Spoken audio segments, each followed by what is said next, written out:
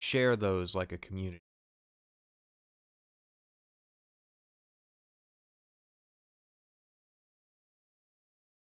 All right. I guess I actually have to hit go live. So, how embarrassing that I was speaking for a minute there. Anyways, I'm going live a few minutes early for the now 38 people who are in the chat. And we're doing a special kind of show today because we're not just going to be playing Fear, and we're not just going to be talking to the chat. This is actually going to be a call-in show. Now, there's a few rules for calling in, of course, and I'm going to pull my executive authority on anybody that wants to do anything funny. But I was figuring that since most of what we do is discussion, we could bring a couple people in to discuss some things. Be it the game that we're currently playing, or really whatever topic that you want to bring up. So if you want to join the show, you can head over to the Discord community and you just enter waiting to call. And I'll bring you in when I decide that it's fitting that somebody should join the call. But otherwise, we're going to play Fear for a few minutes.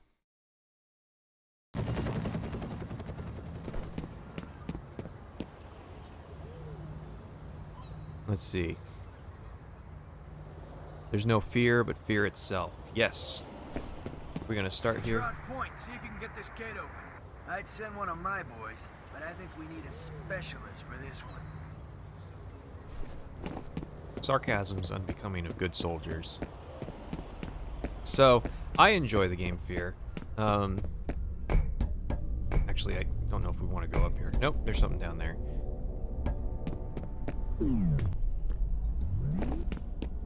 I think it's a reflex booster. Don't know why they start showing up so early in the game, but there you go. So what's going on? I see that we've got some people in the chat. I see Archmage and Mad Dog are there, of course. I went ahead and played the first level. It's kind of just a slower... this will end disastrously. It's kind of just like a slower horror game level. This one's not much better in terms of getting straight into the action. When did this game come out? I think 2005. Have you seen an Oblivion retrospective was dropped yesterday by a channel called Never Knows Best? I've heard of Never Knows Best. I didn't know he did an Oblivion retrospective. I'll probably watch it at some point. These guys got evaporated.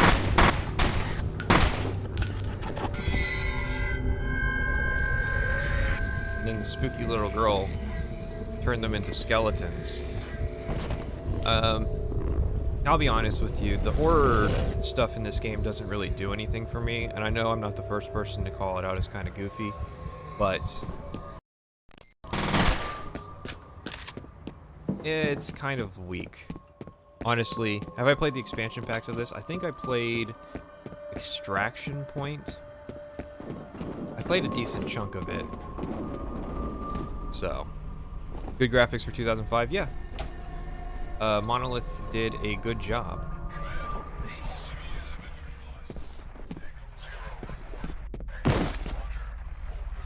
When it comes, I have a shitty PC and it runs like trash. Yeah, I had to install something to get it above like 15 frames a second. So, these guys are sus.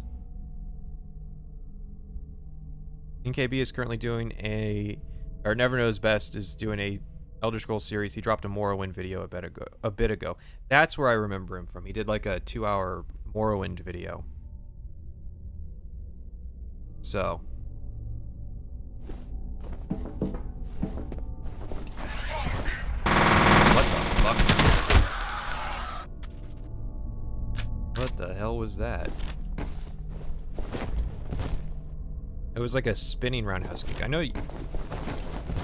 you can do jump kicks, and that was what I was trying to do, but like we piggyback rode him for a second there.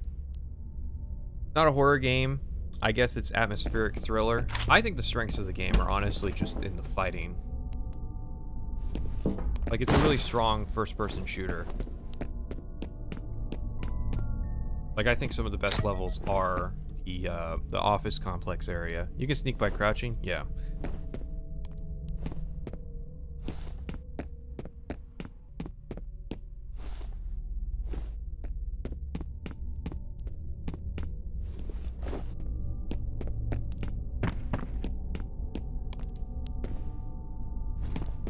Playing this on a Pentium D was a pain in the ass. Yeah, I bet. I imagine it took a long time for people to really be able to play this the God-intended max graphics way.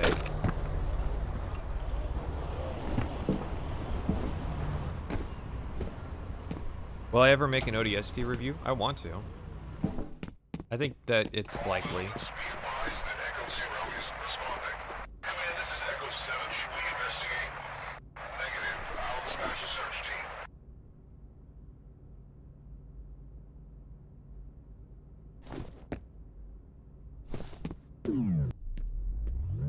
Sorry, I keep trying to crouch because it's control, but that does,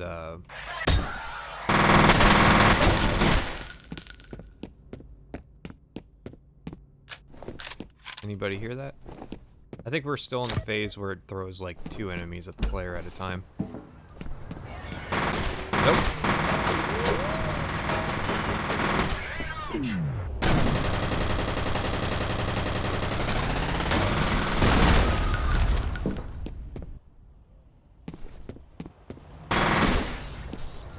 No grenades yet. And no fast movement.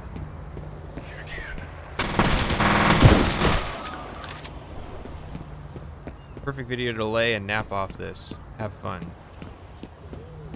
Am I gonna play Crisis someday? I should play Crisis, shouldn't I? I can't trash talk Crisis 2 and then never play Crisis. But I don't know if my computer can run it. So. Spooky box. Spooky silhouette.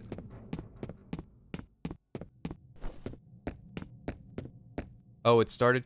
Yes, I started like 3 minutes early.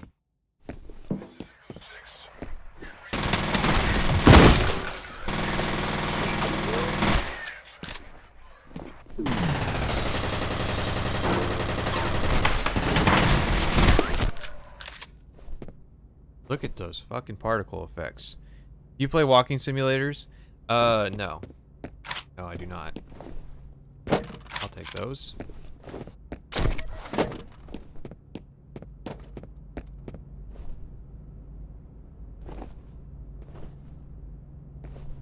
We do a lot of walking on this channel, though. I think that's the common theme. Why do you think they made all melee attacks instant kills? Because the time to kill in this game is really quick, and if you're in melee range, you're probably gonna die if you don't have an instant kill. Missed an upgrade in the spooky box room. Well, I think I can go back still.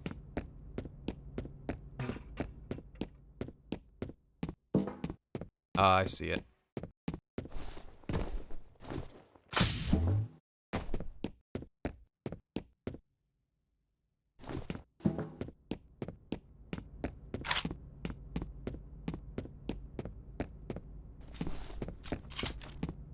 Guns akimbo, huh?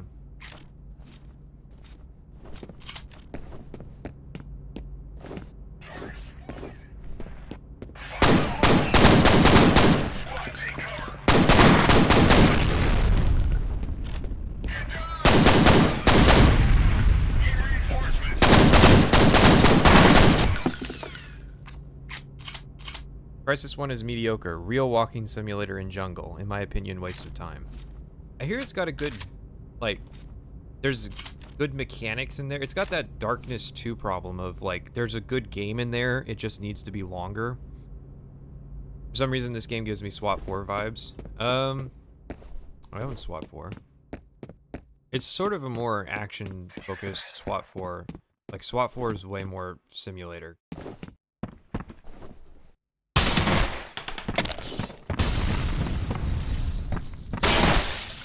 Oh, you getting there around there. Just look at that smoke.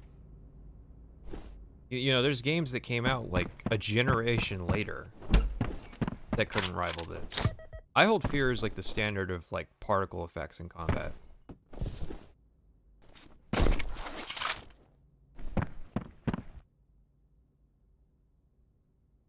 Based videos? Yes, I would agree. But I think I'm a bit biased.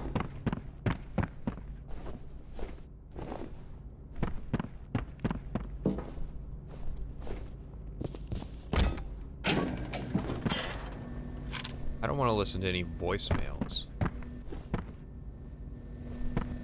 I'm just here to shoot people. I'm not here for any kind of narrative.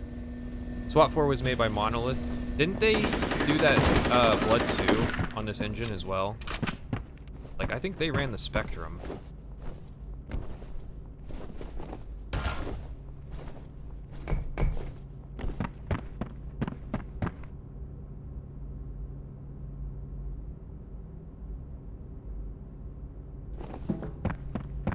I think what works about the graphics of this game is, like, it's not an impressive texture, and, like, the environment's just kind of bland. Like, you know, this is just a plane intersecting with another plane at a 90-degree angle.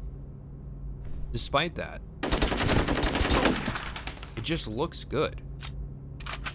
And it's so simple. I mean, it really is about the kind of art style that the game is going for compared to how a lot of later games would just focus on, like, yeah, the bullet decals look great. I think in terms of environmental destruction, I think the only thing to come close was, like, Rainbow Six Siege, which is a shame because it's like a multiplayer game. Like, the single player component of Rainbow Six Siege is, like, really basic bots.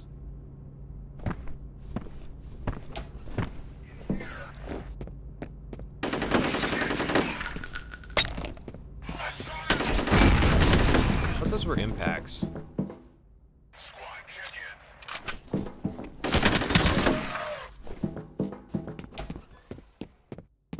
They look like impact grenades.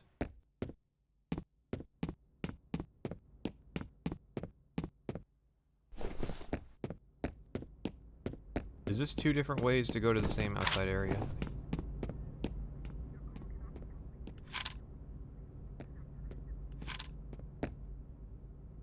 Next level up for graphics or voxels?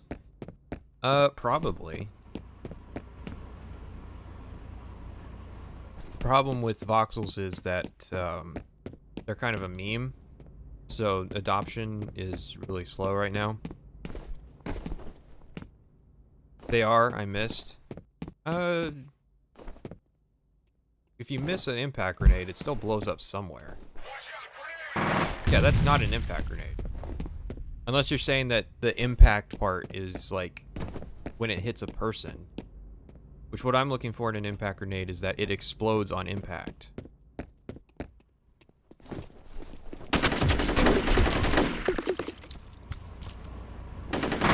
I'm sorry, did you hear that? They have a sound for when the bullet casings hit the puddle.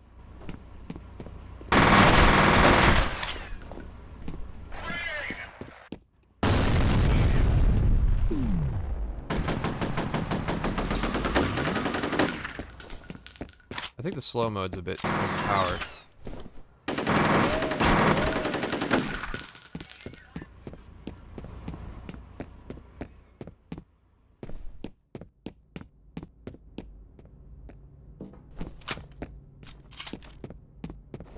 Hey, do I like Elder Scrolls games? No. It's kind of like Star Wars in that I like significantly less of them than there are.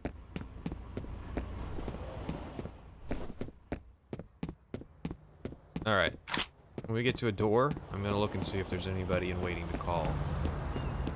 For anybody who's joining late, this is a call-in show. We go to that door. Can we go to that door? I think they gate it. So. Save in midair. Nice. Oh, fuck. Yeah, you're on air. Yep. So, what you got to talk about? to turn you down. Hang on. Yeah. Test. Yeah, you're coming through fine. All right. So, to be honest, I don't know what the fuck this is. I went in, talked to Jew, and I said, "What is this?" And he never answered. I saw the rules though, so Well, I decided basically at like 1:30 today. to do this. Yeah, to do kind of a call-in show. Because I think it's a novel idea. It is. So I can ask any question, any topic, any question. As long as I don't get So banned. yeah, all right. So Discord is heavily politicized. There's a lot of like small little communities that lean this way or lean that way, and a lot of Discords come under flag for it. And like there's been incidences where politically, if a certain Discord channel kind of starts to lean away, the content creator will just get rid of it because it doesn't reflect their views. So how do you feel about that? Do you care whatsoever, or? I don't particularly care. I try to keep it like an open community. The thing is keeping the Discord alive, basically.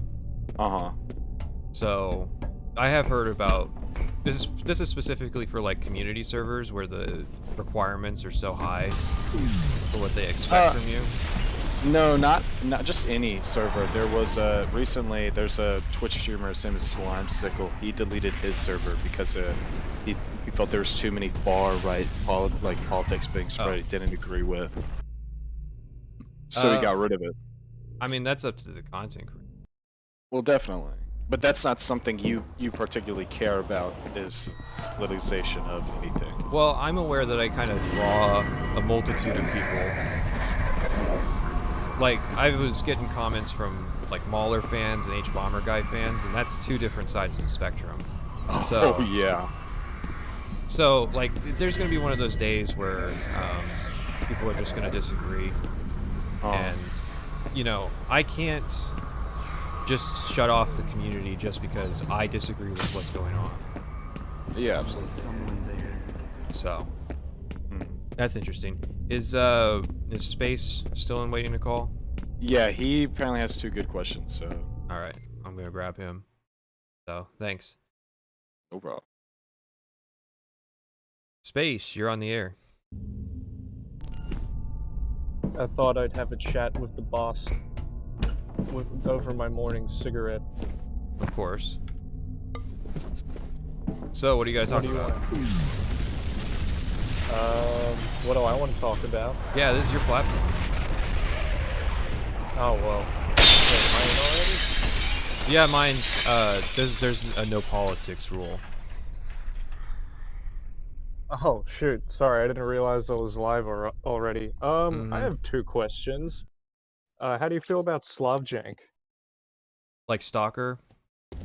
Yeah, well, isn't Fear technically Slavjank, or am I mistaken here? I think you're mistaken. As I recall, the guys behind Monolith are a Western development studio. It does give a Slavjank like vibe though. Yeah, it's almost like pseudo Slavjank, isn't it? You can't send him alone. That's crazy. He can take care of himself. I think the design philosophies kind of line up, like more focus on realism and sort of interesting mechanical ideas. Yeah, well, this game, it sort of feels like this weird middle ground between a Source Engine game and Slavjank, because the gunplay, in my opinion, is pretty good, but it's also kind of like the aiming's floaty, and, you know, it's not really the whole realism with the scope stuff. Yeah, like I have a reflex sight on right now, and my guy decides to still just kind of not look down it. It's sort of a time period too, like that 6th generation. We've just discovered 3D shooters, and we're trying to define ourselves, kind of thing. It's kind of weird how Call of Duty sort of became the standard, and it still is. Like, I feel like we've really come beyond that generation, you know, gunplay and just shooters in general. It should really be a lot more diverse, but a lot more accurate. Yeah, you would think that there wasn't such a push for homogeneity in gameplay design, and yet a lot of designers kind of just go for what's popular. I think the motivation is to keep their jobs, basically, by making Yeah. as accessible a product as possible. Because a lot of it comes down to just producers who don't give a fuck that it's an art form. Yeah, well, that actually leads into my second question really well, and I won't hog up the line for the other callers, but you're a musician, like, traditionally, right? Not really. I kind of got into it as an adult. Well, I mean, like, I would, if I'm correct in saying it, it's your preferred artistic form of expression. I would guess so, yeah. Yeah, well, I'm like, I know a little bit about film and media, so that's audio-visual. There's like sort of a hierarchy or like a spectrum. You've got your purely visual, which also includes writing, in my understanding of art, and then you've got audio-visual, and then there's a layer on top of that which is interactive. So how would you feel as someone who's making content, music, which is purely visual, is different to video games, which is audio-visual interactive media? One thing I found interesting about music in games is like how they do, I forget what the software is, but they can do change what composition is being played based on what's going on in the scene. So if you have a That's a slow moment, software. That's not like coded in. yeah, there's like software that makes it really easy to set up so that if you're in a combat state, say you have a combat state in the code and then combat state equals 1, it can switch to a combat track. And then once it detects that the combat's over, it can switch back to kind of a peaceful track. That's how Morrowind did it. And then they can get more complex with what particular compositions line up with what particular scenes or actions. I see. That sounds kind of just like a regular switch case, in programming, like if one, if two, etc., or switch I case, think if switch yada. I think Mick Gordon from the Doom soundtrack's kind of the best example of people who are doing interesting things with that software. Yeah. Have you ever played with MIDI? MIDI music? Not MIDI music, no. I was kind of just in FL Studio playing with default synthesizer. I have a drum kit. Well, you should take a look into it. Like, you can import all that stuff. Like, it's built into FL Studio. It's a real good time. Oh, All well, I have stuff to do. I'll let Yeah, someone else thanks for get on the calling. line. Thanks. No, thank you for having me. Enjoy. All right, see ya. Let's see. Been there a minute. Order, you are on the air, and you're deafened, so I'm gonna put you back. Mr. Valfraz, you're on the air. Hello, nice to meet you. Yeah, it's good to talk. Yeah. What you got today? Um, Sort of a question that may be outside of your realm of expertise, but I was curious about your thoughts on the VR industry and what you think the future is there. Sort of interesting gameplay that could occur there, what you would want to see if it were to be successful. Yeah, I thought there's a lot of more opportunity for kind of real-time strategy where you're just sitting at the table kind of controlling where the pieces go that isn't being explored. Like I saw maybe 3 games that tried it back when like all those Vive game demos kind of came out, but I think they aren't really exploring anything that breaks that first person perspective. That's an interesting point. Yeah. Have you ever tried VR, out of curiosity? Yeah, I reviewed Boneworks. It's got Oh, some, yeah, it's got some interesting ideas for how it approaches kind of simulating weight appropriately, so that you don't like a big problem with a lot of early VR games is that there's no feedback to stop you from like jerking something back and forth, and when you simulate weight, it kind of like they did a really good job of experimenting with those ideas. yeah, I really agree. Boneworks is absolutely one of my favorite VR games. Though I don't know. I guess I feel like they could have gone a little further with the art direction. Like, Yeah, well, I feel like they got stuck in that niche of like this is a tech demo, yeah, ironically, and there should have been more areas where like the in-game designers had been trying stuff artistically, because you have a lot of opportunities with that format, like they showed with the medieval area. hmm yeah. I remember watching an interview with a couple of the developers where a lot of them actually weren't initially in the video game industry design at all. They were mostly in special effects and the like. Mm-hmm. And they sort of expanded their team by like asking people to do favors. Like the level designer, for instance, was in like a CG photography kind of thing, where I feel like I could be getting this mixed up, but you know that thing they do where they have like a 3D, like a wraparound screen around actors. They did it in The Mandalorian a bit, I Yes, think. yes, they do that in Unreal. Yeah, that guy specialized in that, I think, and he sort of got into the project more as a level designer, as like part of his experience as a set designer. Right. So he has experience in kind of how you compose a scene that made him work well in that front. Yeah, no, it's just sort of interesting, I guess. You know, the industry's opening up, new people sort of getting into it, but I am definitely worried that we're gonna keep getting the sort of like meta theme of like, oh, it's VR, but in Mm-hmm. VR, you know, with Yeah, Boneworks being successful. not enough games are confident with their feeding that they can just make a game. Like when Half-Life came out, it didn't keep going, look at how we're a 3D game and how impressive this is. It was just kind of, it showed off a few things, but it was still a game. It still had those Yeah, mechanics. So, yeah, no, that's a good. absolutely. So, great question. Thank you. Yeah, I'm going to happy talk to to be the here. chat for a bit, so thanks for calling. Farewell. Alrighty. Ruben asked, do you think it's weird to hear your voice in a recording? So, when I first started doing this sort of project, it was kind of weird. You have to get used to hearing yourself. And there's a big disconnect between, I'm sure a lot of you have noticed, there's a big disconnect between what your ears hear your voice is and what a microphone will hear your voice is. And, sorry.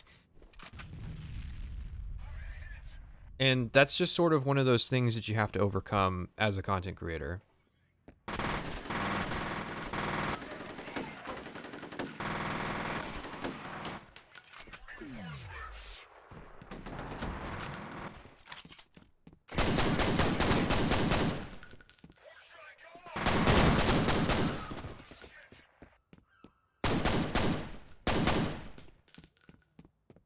Has there been a shotgun at some point? I'm kind of looking for that fear shotgun.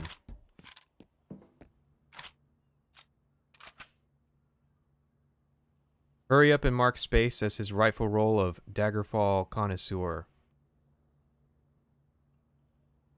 Yeah, I have been thinking about that.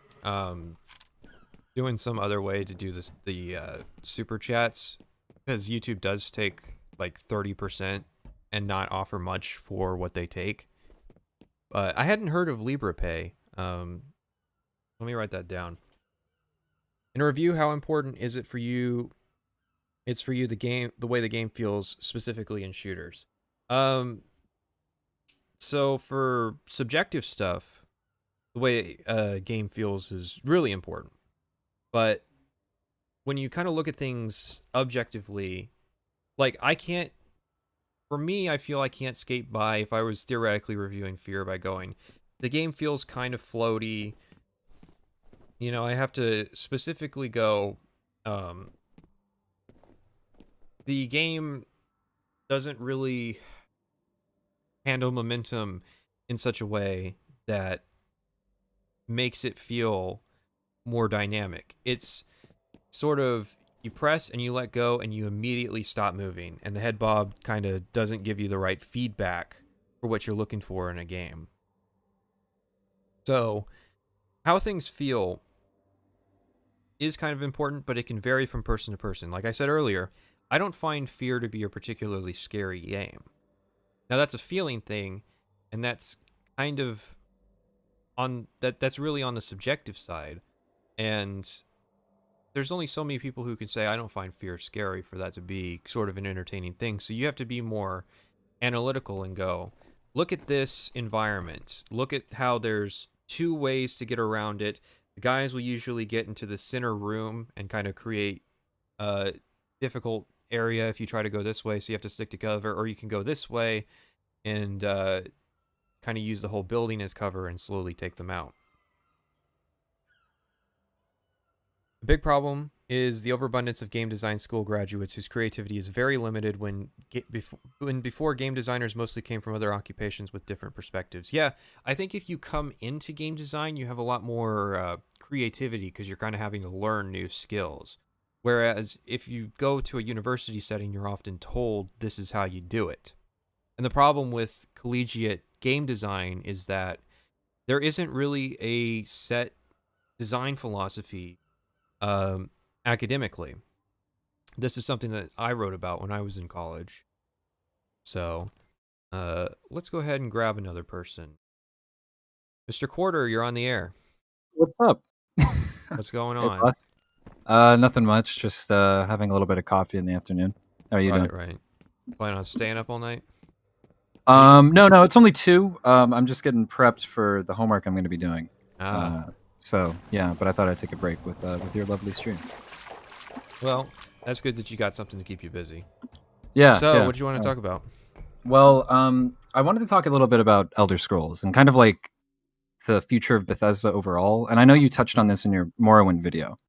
Correct me if I'm wrong, but I kind of watched it like a month ago now, I think, or probably a little bit more. Yeah. So I might be misremembering, but I keep thinking because it's a constant conversation that Bethesda gamers and wherever you want to call this are having, especially if you're a fan of Elder Scrolls, so like where the games are going and like what they're going to be like. Mm-hmm. If they're going to like keep going on the path that Oblivion set, or if they're going to go back to like, Morrowind design, where it's more of like I guess now it's old school kind of sense of RPG design, like modern take on New Vegas, I guess you could say. Yeah, I think part of the problem there is that there hasn't been an Elder Scrolls game in a decade.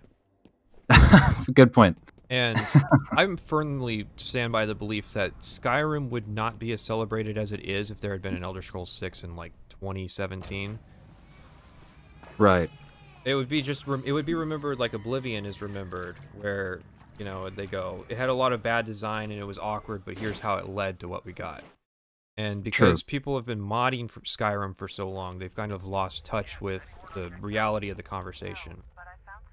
Yeah, that's actually what I was going to lead into. That's a really good point, because I was thinking like my image of Skyrim is completely different to how it was in 2011, right? Mine is too. A part of it is, because I'm torn on this conversation because a lot of people, and I used to be in this camp, is where we should go back, right, to those old designs and then continue from there. But at the same time, I'm a bit concerned because I do like a lot of the features they added in Skyrim and even in Oblivion, like conceptually speaking, like very open, pretty user friendly to like newcomers to the RPG genre, Yes. But now that I've gone back to playing Morrowind when I was much older, I didn't play it when I was young. I started with Oblivion. I noticed that like we're losing a lot by making this push forward. If you compare each Elder Scrolls game feature set by feature set, it gets smaller and smaller. Yes. We were talking about this during our Skyrim stream on Monday, because I was getting footage of magic, because I had just written the section on Oblivion on magic, and I do kind of agree with the sentiment of it would be a shame to lose something like the dual hand system, because we went back to an old design. I like the dual hand system. And honestly, I like the new dynamic that plays between the different elements of how they do different things now, like lightning does magicka damage, frost does stamina damage. Whereas before, the only difference between those 3 elements was a little bit of the base cost for custom spells and what enemies could resist them. Right. Kind of like an old D&D system that they used to have. And then so I think making that more dynamic was more interesting, and that is something that you don't want to lose if they were to go back to the old design. I don't think it's realistic to expect that they would go back to an old Morrowind design because a lot of those designers kind of probably came up on Oblivion. Yeah. So, and they're always going to prioritize accessibility over everything else because they have huge budgets. They can't justify appealing to a niche market. Yeah. But there is something to be said of going back to older. I mean, I don't know. Maybe this is just a weird link that I'm making, and it's probably like not doesn't even exist. But you know, I like playing Dungeons and Dragons a lot, and 5e. I don't know if you play, but it's extremely popular right now, especially during quarantine.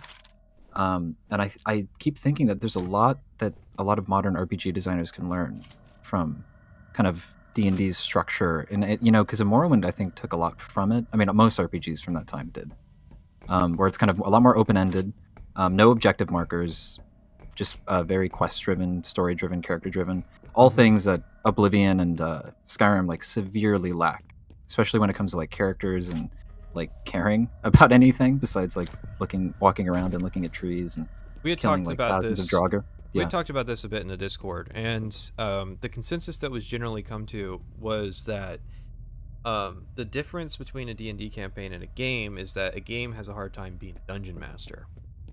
Oh sure, yeah. It And- can't. I know it can't be like a 1-to-1, of course, but Mhm.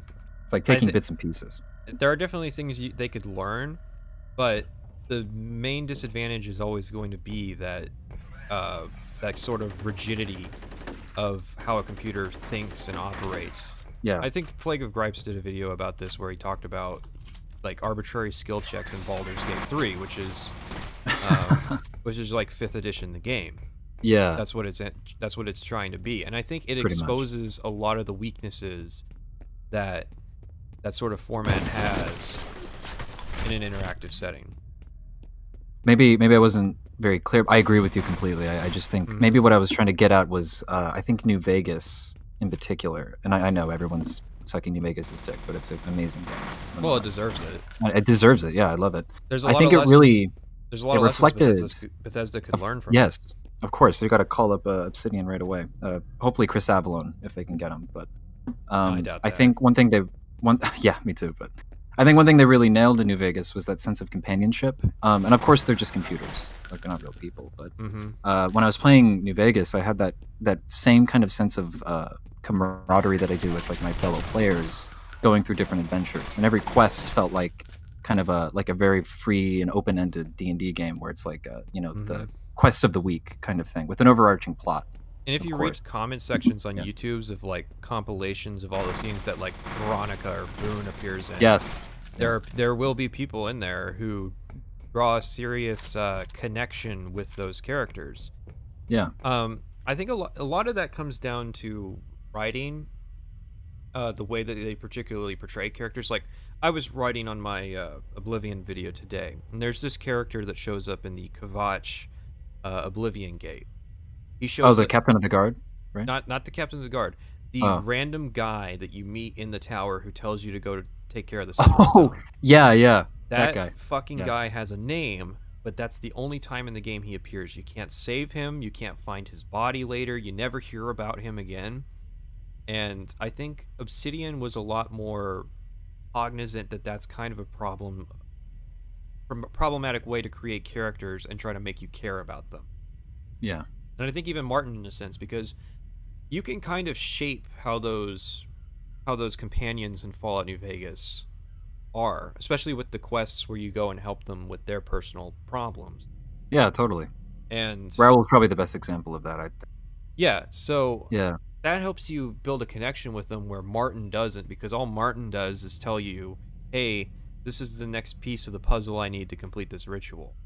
hmm So a lot of it just comes down to how they regiment their writing and how their writing lead is handling the project. I mean, I think that's probably Bethesda's biggest Mhm. failure, at least in my eyes. It's just with the writing team. Like, it's just something that there's no sense of soul in any of the people that you meet. Like, it's just very bland. Yeah, Especially in Skyrim for me, because I don't remember fucking anyone in that game. Besides maybe the vampire lady you Serana. meet. Yeah, Serana, and, yeah. and she follows a lot of the rules that New Vegas has set up for Yes. how it handles companion writing. Yeah. And like people are still tore up that you could never actually marry her. which goes to show, like, that was how good a job they did. Yeah. More of that, please. So, that's because Dawnguard's story was very much a personal story about Serana. And, whereas they seem less driven to write personal stories and more driven to just write, hey, there's a bunch of zombies in this cave that are threatening the village. It's all about you as the center, which isn't a bad thing. Like, the courier was the center of the universe, pretty much. But there was still, like, opportunity to roleplay and, like, define in some loose way, like, who the courier is in some regard, right? So I think what a lot of it comes down to, I believe at Bethesda, anybody can be a quest designer if they want to. And so you kind of get it where everybody on the project can be involved in that department. And you have a lot of people who have no experience with any kind of interactive writing kind of making their mark in the game's writing. And when you don't have any experience, like everybody's first Morrowind or Oblivion mod is going to be, you know, a basic dungeon where you go to a place and kill things. Yeah. It's not going to be this personal story about this character.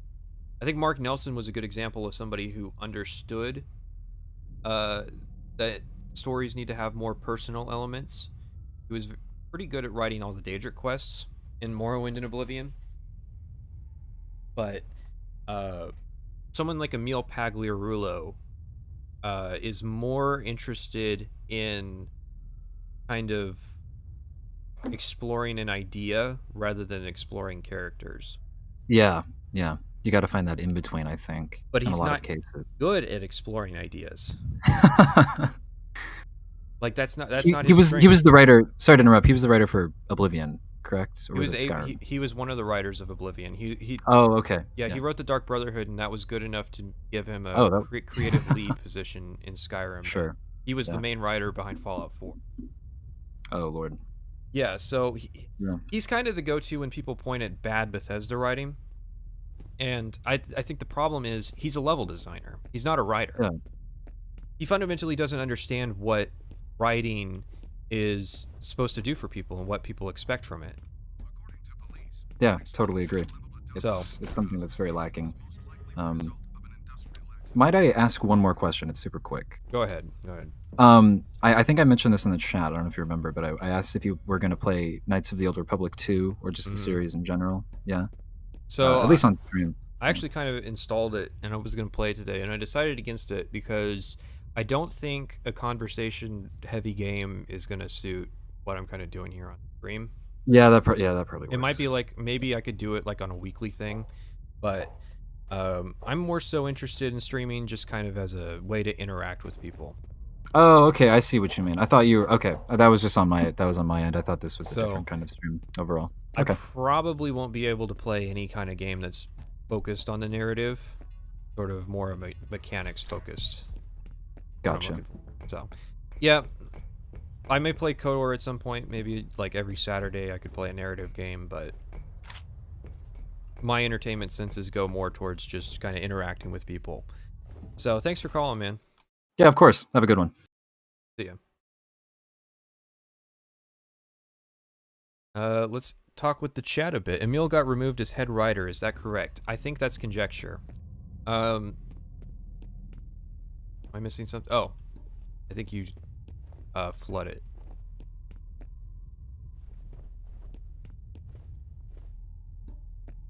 Dark Brotherhood questline expects the player and their character to have an IQ below room temperature. We'll talk about it.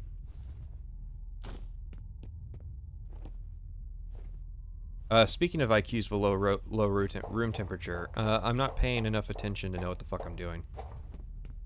So, if anybody wants to comment out, where do you get your ideas from? The ether. They kind of just come to me. Where's the thing? Oh, it's probably the big red fucking...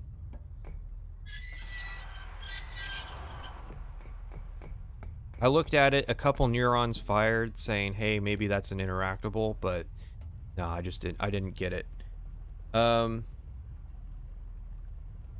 Judging Bethesda by Morrowind is a mistake. When making it, they literally thought they were going bankrupt. Before and after Morrowind, all they made was commercial products first. The art was always secondary. Not necessarily true. They didn't go artistic on Morrowind. Like, they wanted to kind of appeal to a broader market. That's why they made the shift away from procedural generation and from like complex, like really complex spectrum faction dynamics. Morrowind is a much more accessible game than Daggerfall was. And a lot of that can be owed down to the fact that if Morrowind had failed to gain success in the broader market, Bethesda wasn't going to be a company. Do I plan on reviewing Dusk? I don't know if I'm going to review it. I do enjoy that game, but I feel that's the purview of kind of other channels to review. Alright. Let's see. Mr. Doom Dude, you are on the air. Oh, hello. How's it going? Well, yeah. I So, was what kind you of in the middle of something when you pulled me over, so sorry about that. I apologize.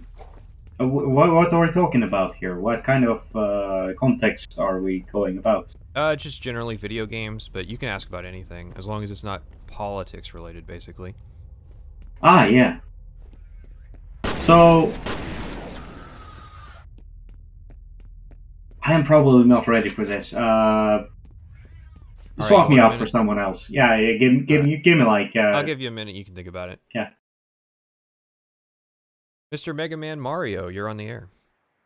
Oh, hi there. How are you doing? I'm just fine. What you want to talk about? Anything, really. Like, we could talk about Fear, you know. Fear was a great game when it came out in 2005. It was one of those So why do you think? premier games. Why do you think? Pardon? Why don't you think more studios use kind of dynamic lighting? Well, I'm guessing it takes effort to actually set that up. I'm not sure. I don't know anything about programming personally. Right. But you remember games around this era like Doom 3, Far Cry. Those had good dynamic lighting systems as well, right? Yeah, because that was kind of the RTX of their era. Was if you want to show off how technically cool your game is, you can have dynamic lighting, and it's kind of a shame that went away. The HDR, you mean the early HDR, right? It was called HDR back in the day. I remember. Yeah, that was a effect that was popular. Dynamic lighting's not really tied to HDR though. Oh, okay. Because I remember, like, in Oblivion, like, you could either have HDR enabled or anti-aliasing and not both or something. Yeah, that was a weird thing that I kind of had to choose between, which anti-aliasing is always going to win. Yeah, you want to smooth out those jeggies unless you could do a super high resolution. But even then, I still want to smooth out those jeggies. And the HDR doesn't even look that good in Oblivion. No, it's overexposed, right? So all the characters just kind of look wrong. Yeah, well, Oblivion has, like, disproportionate characters in general, like. Yeah, they used face gen, which was like not ideal for like being put up front in front of, like, zoomed in on. Like Tiger Woods PGA Tour used face gen as a way to generate a bunch of people's faces, and you know that works best when it's kind of at a distance and you can't see it. Yeah, because but when you're like close up and you have randomly generated faces, it looks like a clusterfuck, right? Well, it's not even that it's randomly generated. Like all those goofy faces, some designer made them look like that. Really? Like, do you remember the guy in the Leowen Mages Guild that has like the really big eyebrows? He's an evil guy. Not particularly. Then again, I always played as like fighters most of the time, not magic characters. They made him look super goofy, and then of course he was a villain. So, but Yeah. they had to intentionally go out of their way to do that to him. Okay, yeah, okay.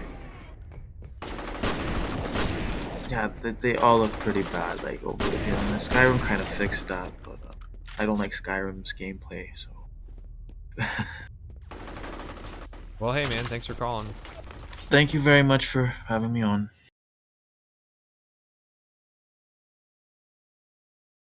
Mr. Piggy, you're on the air. Hey, what's up? Not much, just playing me some Fear. Oh, fuck. Fear by far has the best shotgun in any first-person shooter I have ever played. I'm surprised that anybody ever contests that. I'm not even sure where my shot. Love it, Gibbs people. Mm-hmm. I think it's just like, I don't know why anybody would contest it, short of like, it's the exact same shotgun mechanically, and they're just more nostalgically remembering it. Because I think Ross Scott was asked what his favorite shotgun was, and it was like some obscure mod. Wow. So, you got any questions or topics? What do you think about Blizzard making the Diablo Resurrected for 2, and is it going to be another disaster like Warcraft 3 was, or do you think they're actually going to do a good job? It depends on if they're outsourcing it. If they're outsourcing it, just raise all the red flags and start setting off the alarms, because fucking, it's gonna be just like Reforged. Which is pissing me off, by the way, because I'm still trying to do a Warcraft 3 stream. And, I'm not playing Reforged. I can tell you that. That was one of the things I've been following Resurrected, because I'm a huge Diablo 2 fan. I've played it since I was a kid, and they've got I can't remember the name of the group that did the remakes for, I think it was Spyro and Tony Hawk 1 and 2, and they have a good track record of actually making good remakes and remasters of other games. And from what it looks like that they're doing, they're still keeping the old Diablo 2 like game playing underneath. They're just putting like a fresh coat of paint on top of it to make it run better on modern systems. That Halo and some other like Evolved kind of remaster. Yeah, that's what it looks like they're doing. Now I'm scared because I'm like super hyped for this, but at the same time, like Warcraft 3 sits in the back of my head, and I'm like, I swear to God, Blizzard, if you mess this up, I will boycott all of your games. Well, the main thing for me is, are you gonna make my old fucking games inaccessible? Yeah, that's kind of crappy that they did that to all the Warcraft 3 fans, because you can't go back and just reinstall like your old Warcraft 3. The second you do that, doesn't it just automatically upgrade it to Reforge the second you connect online? Yeah, so you have to like firewall Warcraft 3 to stop it from doing the Reforge stuff. So Reforge is like malware. Yeah, and if you want to like download Warcraft 3 for the first time, you have to do the 30 gigabyte Reforge download. Now, see that's dumb. And what's been over a year since they've even addressed anything about that? Well, they're just gonna avoid it because they have like a yearly fucking PR shit show over at Blizzard. Yeah, it's called BlizzCon. Where they tell people that what you want is Diablo on mobile, what have you. Yeah, I still remember all the freaking memes from the freaking the Immortal. Yeah, I feel bad for that guy who had to sit up there on stage and tell all those Diablo fans that you're not getting 4 and you're not getting a remaster of 2, but you have phones, right? It's like, oh no, because I was really close to going, screw it, I'm uninstalling every Blizzard game I have, and I'm not touching any more of their IPs. Yeah, just for the insulting nature of that kind of press release. Yes. Yeah, and I mean, I wouldn't blame people for that. I think that that guy was definitely in an unfortunate position. Yeah. It's clear that his leadership people didn't quite understand the market, and they basically just sent him out to die. Don't you guys have phones? What? The best expression was, you don't like anal. What, do you not have an ass? I still like the guy who's like, is this like an out-of-date April Fool's joke? Like, you're screwing with us, right? That guy was a No. legend. I think you need to... Low IQ again. I don't remember. This must be still in the very beginning of the game. Yeah, this is really early. I played through this recently. The problem is my guy refuses to open the door, like pull open a door. He's a pusher. Oh, there's probably something just blocking the door. Yeah, some of the that's a usual trick. And I'm like I wondering if, know like, gun. What about door? I know door. I know gun. yeah, the point man's kind of simple. Trying to, it feels like that seems like the way you get out. Yeah, there's just something propped up against the door. So I don't know if, like, I'm supposed to make a jump. And, like, I'm just failing here. Did you already try the thing in the center there? I mean, I know Yeah, that's pretty obvious. I pulled that and the water went up. So, like, I'm wondering if, like, I'm supposed to jump out of the water, but then, like, my guy starts having a seizure here. Is there not, like, a ladder on that other side? Like, where you're looking right now and to your right? Like, where the door leads. You got a delay on the stream, so I'm probably seeing something later. But, I'm probably just stupid. The red wheel does not spin. The light is on. Nobody is home. Try shooting more. Try shooting more. No, this game, Fear, has probably, out of any PC game, when it comes to just a single-player experience for a first-person shooter, it's the best for me, by far. Because I love the slow-mo mechanic in this game. Oh, we got it. It's just, somebody in chat said, just keep trying to swim up. So eventually it worked. So it's not that I'm stupid, it's that the game just doesn't let you get your head above water. Alright, now that we're done embarrassing ourselves, you got anything else to talk about? Let's see if there's anybody else that needs to call in. Alright, see ya. Yep, bye. You got anything for me, Doom Dude?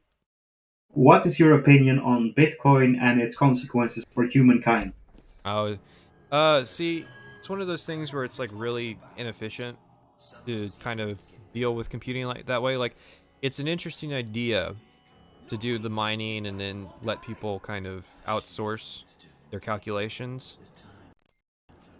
But yes, but these calculations aren't used for mining. Yeah, so it's one of those things where a lot of the mining just comes down to, like, substantiating itself. So you have to wonder, where's the actual value? And that's Do you know about these, what the fuck was it? Gifts that... It's like a crypto chain, but you get gifts instead of tokens or whatever you want to call them. No, I'm not. Sounds like just another gimmick to me. Yes. That's the thing with a lot of cryptos, is that a lot of them just come down to gimmicks, or like they do the kind of contract system just like a little bit more efficiently. Like, it's hard to understand where the actual value is, and when you don't understand what the value is, it's hard to go, well, this is what the price should be. But the point I was getting to with that was that this specific one actually states in pure text how many gigawatts was spent on mining it. Yes. So how much is it? It's like several kilowatt hours. It doesn't surprise me. When I was into mining, that was kind of a big thing that was going on. You just have to wonder, like, how many cities could be powered with that electricity that's being spent. To put it this way, when was the last time you were able to upgrade your computer without having to worry about the price increase that was caused by Bitcoin? Well, I upgraded around Black Friday, and yeah, a lot of the parts were more expensive. I didn't even bother with touching GPUs. I just used ones I had. Fucking hell. You got lucky then. Yeah, and we are paying a premium just because people are mining. And I know all of my PC gamer friends at some point have complained in the last year about the prices because they're looking at upgrading their stuff. And yeah, that is definitely a problem. I think that the other component of the problem is COVID-19 and keeping the factory workers kind of healthy.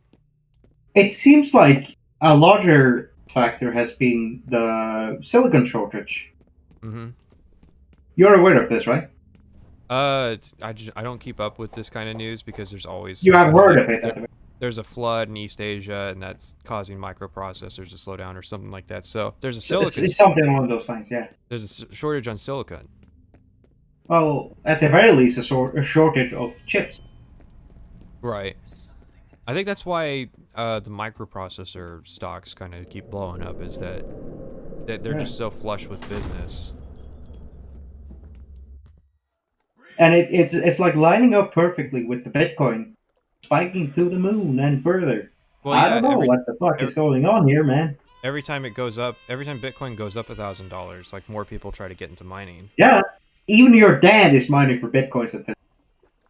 Yeah, so It's been the highest ever for like what, fucking half a year now or whatever. yeah, and I mean like Bitcoin going to 10,000, or sorry, not 10,000, it's past 10,000, going to 100,000. You know, I always thought that was a meme. I didn't think that there were people who like genuinely believed that that was where the market value should be. Nobody believed until it Until it literally happened. reached that. Yeah. I think there were people who believed in it, and then it's people. No, who they were hedging their bets. It was just people in the hype. Yeah. Now we gotta suffer. Yeah. Well, I think the thing of it is, like, why buy a new GPU? Like, what the fuck are you playing? Well, I currently own a dying GPU. You have seen my screenshots. Oh yeah, yeah. You have seen my fucking shit posts about my. So you're just trying to find something to survive. You should look look for used GPUs of people who are getting out of the mining scene. Then I actually bought a new. Oh yeah, I saw you were getting yelled at for that. Yeah. You know, I actually do not care. But I mean, as far as I don't even care. I am actually getting this shit built for me by a friend of mine. I'm gonna pay him $200 to do it for me. I don't even fucking care, just because, you know, he knows what he's doing. I don't want to get involved. You just want a computer that works. Yes. Yeah, see, the thing of it And is, people criticize this mindset. I do not understand. What doesn't help is that there's a continual push for, like, the next big thing in GPUs, Yeah. RTX, or, like, VR-ready GPUs. And Who the fuck even cares? well, and at the same time, it's like, VR will be a thing when it is a thing. Mhm. Like, people can be early adopters if they want to be. Well, and it doesn't actually take that particularly powerful GPU to play VR. Like, if all Yeah, you're but gonna if do you is want high frame rate, If all you're which gonna- will help against the motion sickness. if all you're gonna do is jerk off in VR chat, you don't need a 3080. Well, sure. But, But you know, at the same there time, are more uses to it. At than the that. same time, it's like, if all we're doing is we're just iterating Warzone and you know, playing Fortnite, you know, updating Minecraft, like, the graphical innovations aren't as impressive as the leaps in the cards that we're supposedly making, especially in terms of the price tags. And that's the main Do you thing. want to know one of the main... sorry for interrupting, by the way.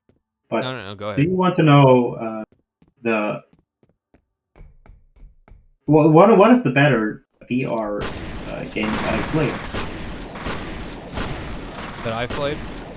No, that I have played. Yeah, go ahead. I think it was Onward or something like that. Mm-hmm. It's like if you would imagine Insurgents, but in VR. Yes, I've been meaning to look at that. Yeah, it's rough, but I've been the most immersed I've ever been in that. And it's led me to play games like Tarkov and shit like that, but it doesn't really compare. Yeah, the thing of it is that the continual kind of push to get a new GPU, well, people aren't thinking about what they're going to play with their GPUs. Yeah. And that definitely isn't helping the GPU market. And I think the I was kind manufacturers of getting that attitude from that guy who criticized me. that Sorry for interrupting again. yeah, Please yeah, continue with yeah. your points. That was a funny conversation. Hang on, I'm focusing Yeah. on the game. People aren't thinking enough about what they're going to play with their new GPUs. And I keep trying to tell my friends this, and they go, "Well, I just want a system that can power through anything." Here's the thing: a badly optimized game is badly optimized. It's going to take a card from 20 years in the future to brute force a badly optimized game to running well. And so, Not only that, trying to stay on the cutting edge of technology is kind of it's a marketing thing that's made up by these companies, and they're complicit. And the sooner that people realize that Nvidia is taking them for a fucking ride, the sooner that they'll be much better off financially. yeah. Because As someone who's been playing with a fucking Phenom 2 for how many years now? Yeah, I mean, like, I'm running two 1660 Ti's to play a game from 2005. Yeah. So, but I do a lot of video editing. I have an excuse. So, yeah, thanks for calling, man. Yeah. It was a good chat. Yeah. All right, I'm gonna look at the chat for a bit if anybody wants to talk in the written chat. A gigawatt is a fictional unit of measurement created by the film Back to the Future that enables time travel. This is true. You guys should listen to Mad Dog. Some coins are based on staking instead of mining, and Bitcoin mining rewards are halved after a period of time, so I don't think energy consumption will be a problem. Well, the thing is, I fully don't understand the staking aspect of it because I don't understand what service that is providing or what value that's creating. Any thoughts on Divinity Original Sin 2? I haven't played it. It's on the backlog. I have Original Sin 1, and somebody was saying I should stream Original Sin 2 when I was initially starting to kind of get some ideas on how we should do this. Cryptocurrency is digital fool's gold. Yes, the energy consumption is so vast that sooner or later the governments will outlaw them. I don't agree with that at all. If anybody loves inefficiency, it's the governments, and I think that they'll want to kind of get in on it and be part of that conspiracy. What's more important, good narrative or good mechanics? Good mechanics to me personally. If you're not prepared to tell a story, focus on the mechanics. If you're trying to tell a story, mechanics are still important. So, that should kind of answer the question there.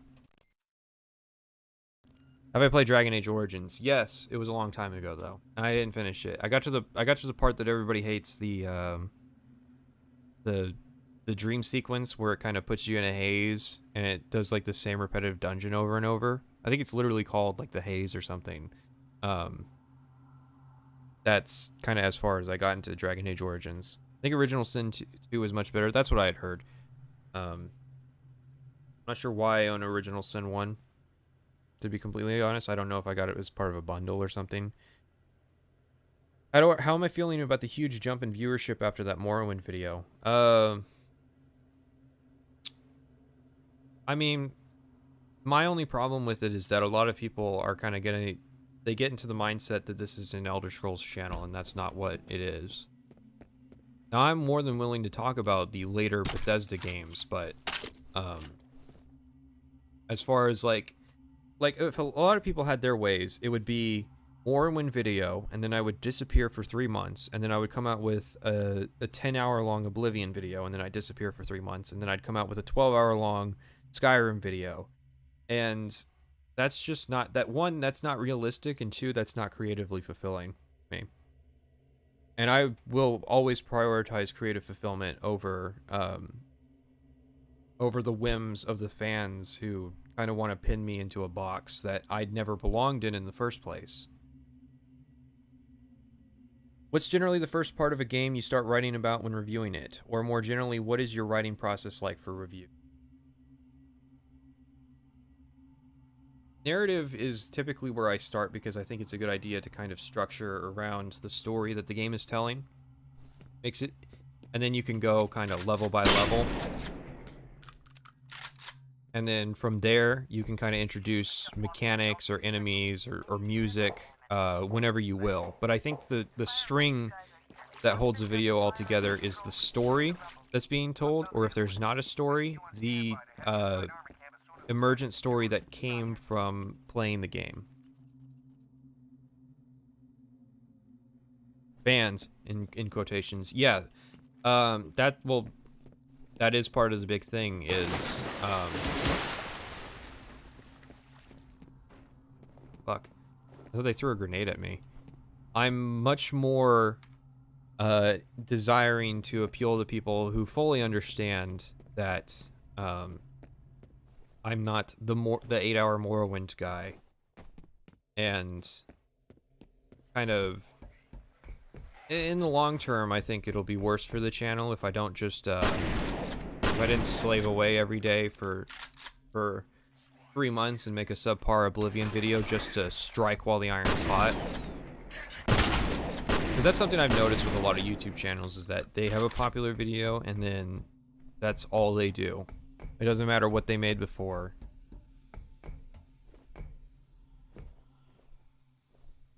Alright, we're gonna bring somebody in. Agent Alexander, you are on the air.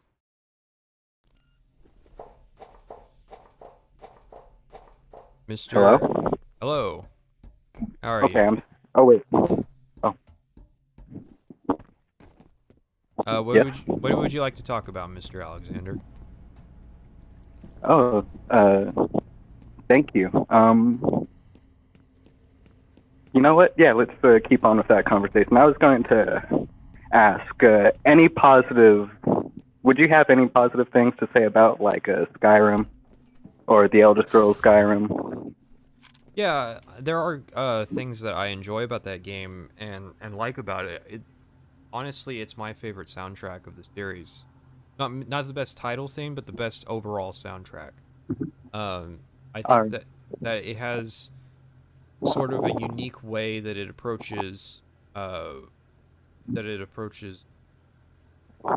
was I thinking of? I don't know. I lost track on that one, but it's not.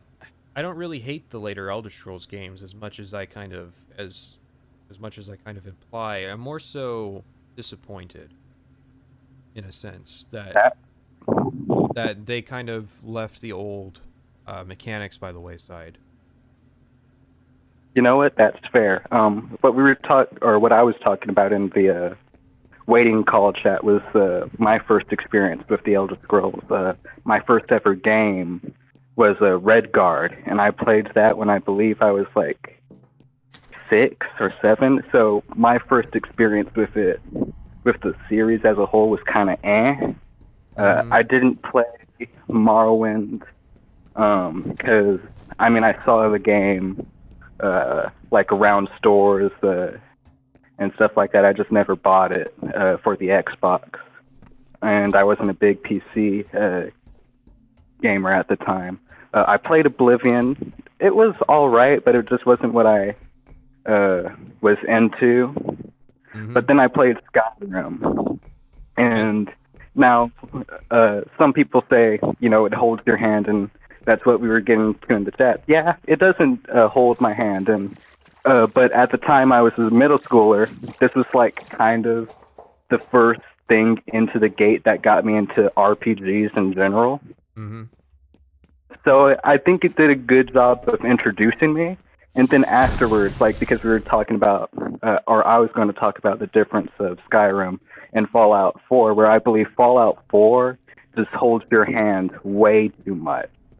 Like, no matter what you do, there's always an option of, you could still just join up with these people, or you could still do this, even if you're a complete asshole. Where areas in Skyrim, sometimes it gives you the option of, oh, you want to be an asshole and leave Roloff or Ivandor, I forgot the other guy's name, and just want to explore the world of Skyrim by yourself, you could go ahead and do that. You don't need to focus on the main story right away. And I think I just kind of appreciated that.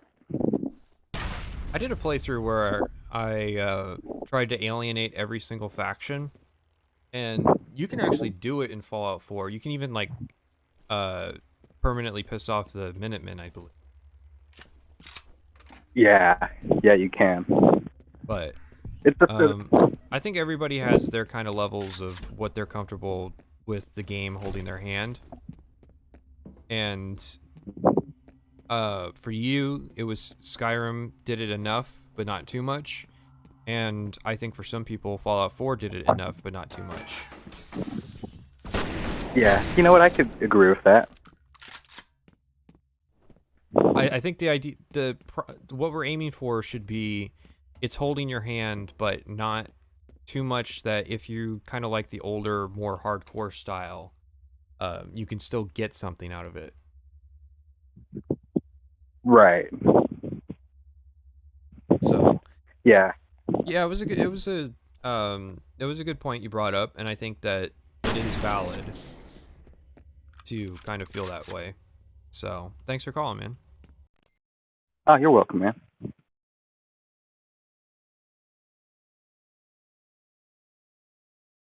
Redguard is pretty significantly different to mainline. Kind of a bummer to start on that one. Yeah, Redguard was an adventure game compared to a typical RPG, and that was Todd Howard's first Elder Scrolls game where he was the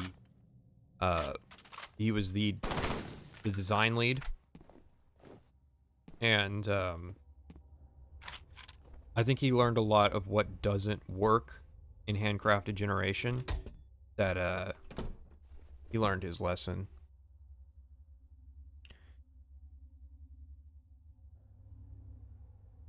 Have you played Dark Messiah or Arx Fatalis? Would you ever make a video on them? I've played through Dark Messiah. I've played a bit of Arx Fatalis.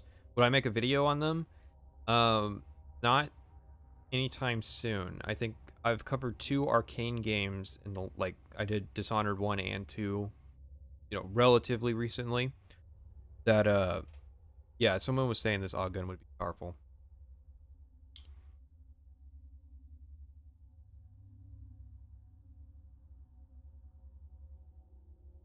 Skyrim and Oblivion push you into a sense of urgency. Fallout doesn't really. Fallout 4 doesn't push you into a sense of urgency. That's the one where your fucking son gets kidnapped.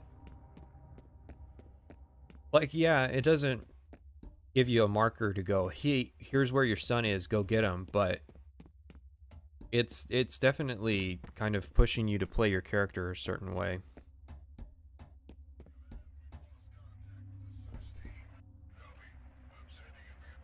Thoughts on BioShock 2? I like it.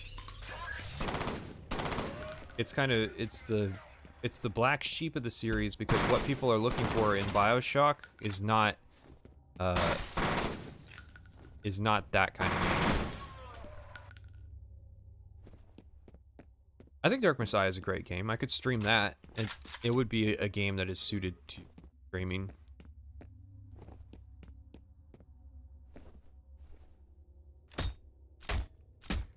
Wireless mouse meme. Look at these CRT monitors and then like the ugly white keyboards of that era. I am glad that the 2000s ended. What's a game you really wanted to enjoy but couldn't for some reason? I'd have to look at my games list to tell you.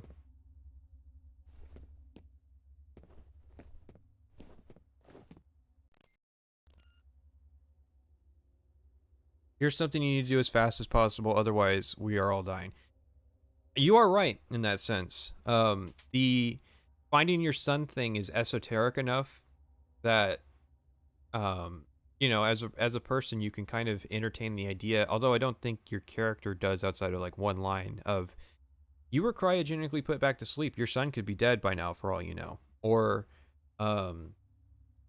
you don't have any immediate leads on where Sean is, so, it's not the end of the world if you take your time investigating a lead. Of all the games that you made videos about, which one did you dislike playing the most?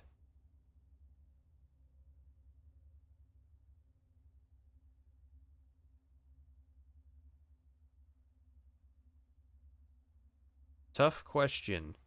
If I dislike a game enough, I think it immediately gets the axe. Anytime I cover a game that I generally don't like, it's still likable enough that I was able to play it, or it was short enough that I didn't immediately want to put it down. There was originally going to be a Medal of Honor Warfighter and Medal of Honor 2009, I think was the year it came out, review, that got the axe. That's why I say in the Morrowind video, it lost a medal, the OST lost a medal to Medal of Honor to rub dirt in that wound, because that's a weird thing to say if there's no Medal of Honor review. And originally, when I wrote that, there was going to be a Medal of Honor review, and it kind of got the shit canned because it's such an awful fucking experience to review.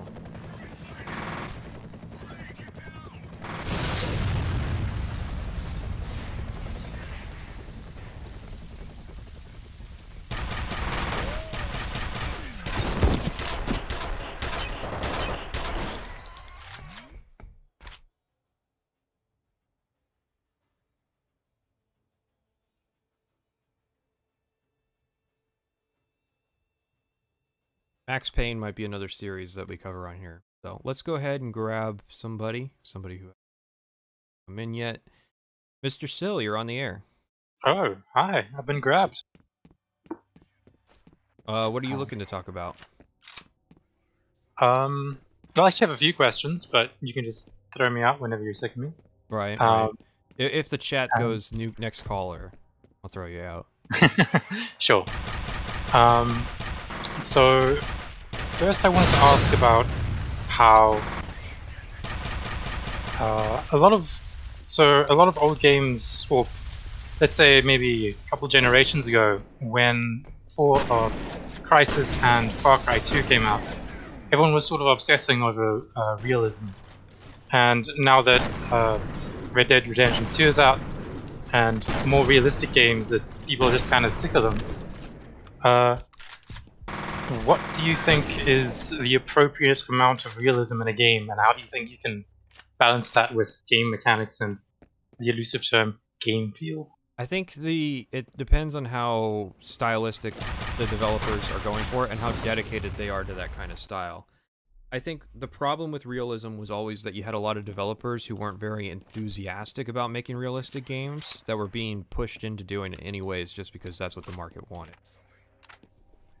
I think a lot of people want to make arcadey games because there are people who are of the feeling that games should be better than real life. Yeah. Yeah, there's a whole other argument about that. Like, I mean, it's really up to personal preference, but I remember there was a period where all over in discussions everyone was talking about how everyone uses games as an escape, and that's how they should be. And, you know, that's an extreme point of view, and of course the counter-argument. And so I wanted to ask, how much do you think novelty sells the game?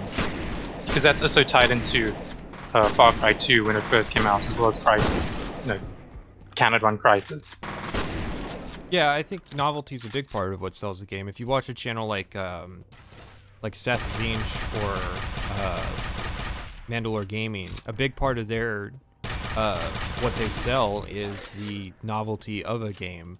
Here's the experience where you get to manage a RimWorld settlement, for like RimWorld, for example. Yeah. Whereas, like, the novelty of a game is very important if, like, you're me. I like wizard games. And, Right. I like games that have spellcasting systems and kind of, you can craft spells and all that. And I like games that appeal to that novelty. Sorry, I don't know where I'm going with this. No, it's fine. Was Medal of Honor worse than Sniper Ghost Warrior? Yes, YouTube, Beast Stew. Sorry, that was the chat. I had to answer that question. Yeah, I actually got Sniper Ghost Warrior 1 and 2, Yeah, And they're like $2. I got mine. I got a physical copy of Sniper Ghost Warrior because I really like the box. They kind of went all out with the packaging, and it's one of those boxes where it's the box and then there's like a fold over page on the front as well with a Velcro Oh, tag. is it like Yes, I was. is it like an inch thick case, or is it one of the skinny Yeah, cases? no, it's pretty thick. It's Interesting. it's a cardboard box, and then inside that is a plastic box, which it is. So I got it, thinking it looked pretty cool, and this was back in my younger years. And I played it, and it was And it was yeah, Sniper Ghost Warrior. It was Sniper Ghost Warrior. I think that's how that kind of era of Slavjank kind of got by was, let me guess, you got it like a not a convenience store, but like just a general store, and like not a game.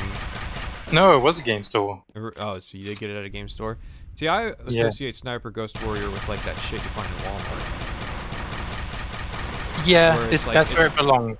But I think maybe they snuck their way into their marketing of making it look like an actual game. Like an actual Western kind of game. Yeah. I mean, that's what I can say about it. It looks like a Western game. And I also wanted to ask another question.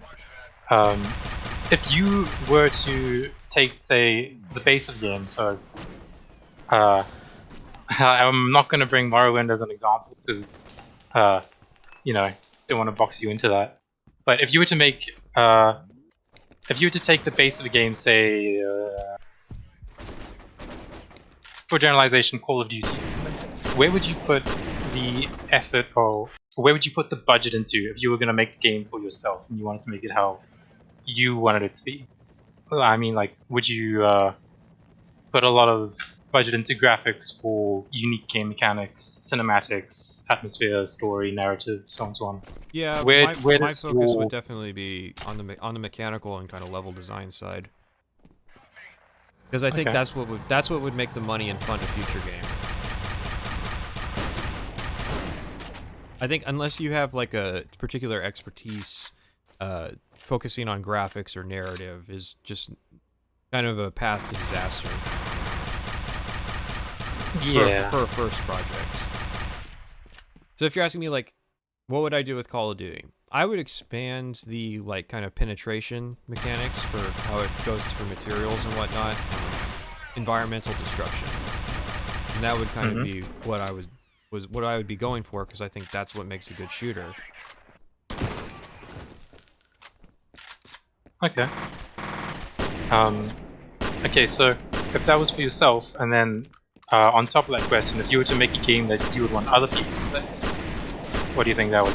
Where would your budget then go instead? If it's the exact same. Oh, okay. All right. Gotta sell the game. Yeah, fair enough.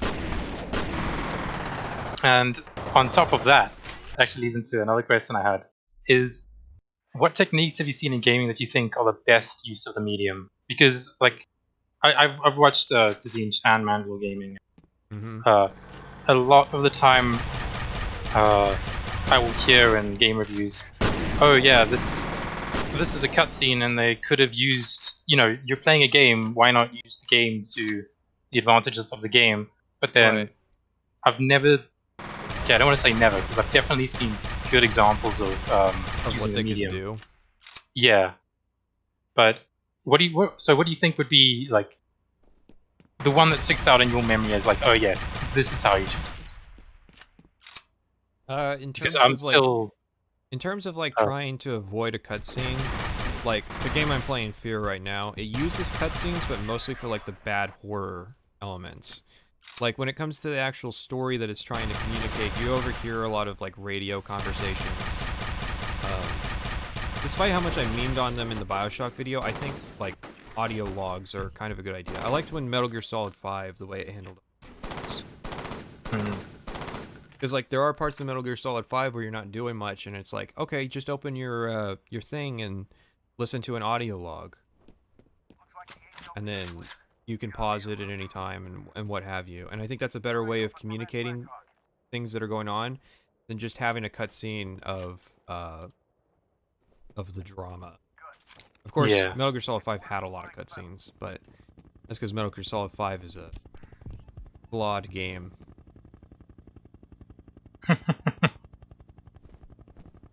All right. So, thanks for calling. Oh yeah, cheers.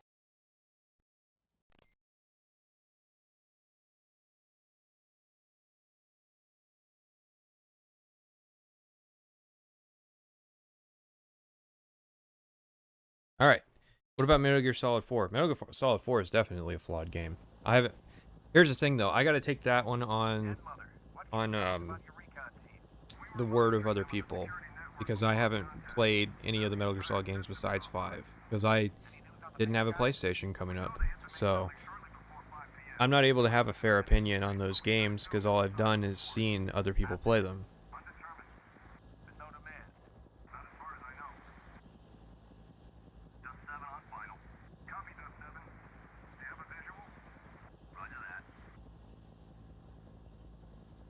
I'm kind of just reading the chat right now.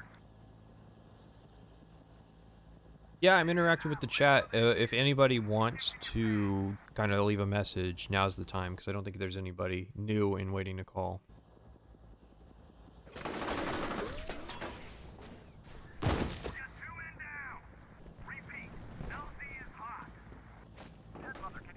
Notice that they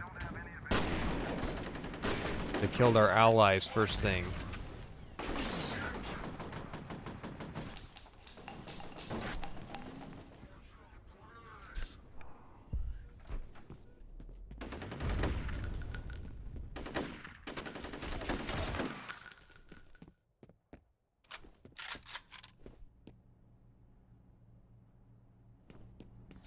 Any games that you appreciate design-wise, but not personally? Man. I guess I would have to answer like Dwarf Fortress. Like, it's not for me, but I get why people like it, and I really appreciate what its lead dev is going for in terms of his design philosophy.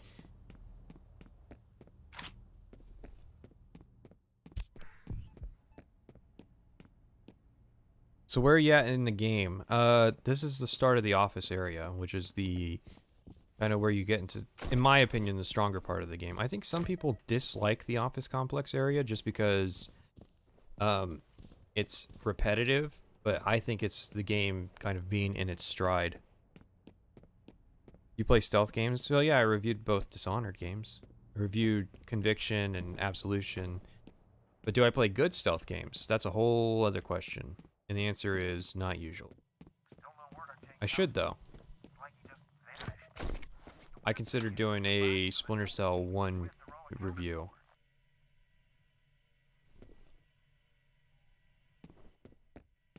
I don't even think that it's that this Dwarf Fortress is dated so much as it's just kind of obtuse. So to give an example, the writing software I use, Trelby, doesn't have a word counter. And the reason it doesn't have a word counter, and this is a paraphrase, but the reason given was screenwriters don't count their scripts by their words, they count their scripts by their lines. And I was like, well, that's all well and good, but not everybody who uses your software is a screenwriter. So maybe you shouldn't be so obtuse with how you kind of create your software and create it for just one particular use case. And I think the answer is the guy behind Dwarf Fortress is not someone who is prone to mass appeal. And I think it just came to him because the people who appreciate that give him a lot of free publicity.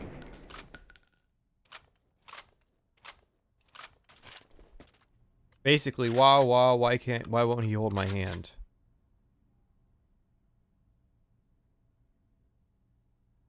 What got me into critiquing games and how did I learn to critique? Watching other people, basically. I'm the sort of person that likes to create new things based on what I like. And this is kind of what worked for me and what I got. compared to like when I tried to learn to draw or when I tried to learn to make music.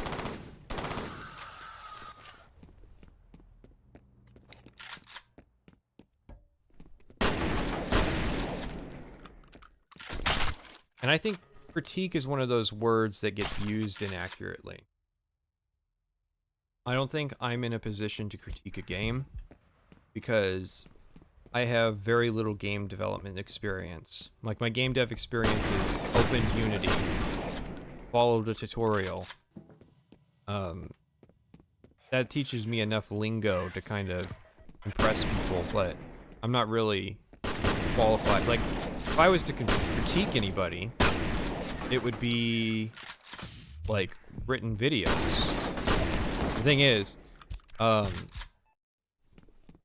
I was gonna say there's no market for that, but there is actually a market for that. There are people who want to watch that. Hand holding is lewd. Yeah, well, when it comes to Dwarf Fortress, I guess I'm just a slut.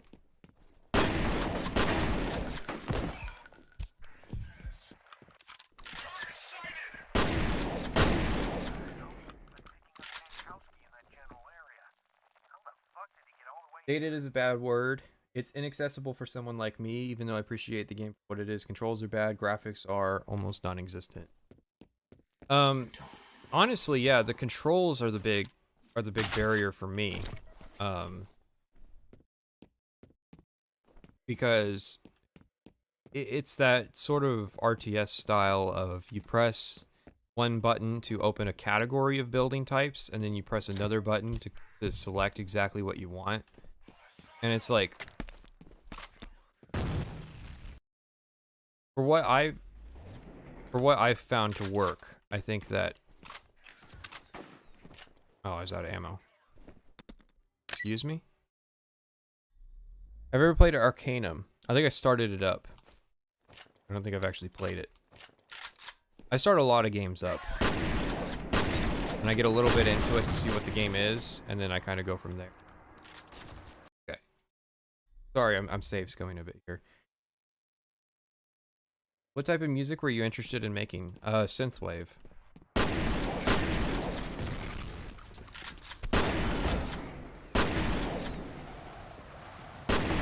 The thing is, I don't really get composition and what makes it good. And I realized that I was basically falling into the same tropes that a lot of retrowave artists would typically do. And what I was making just wasn't interesting.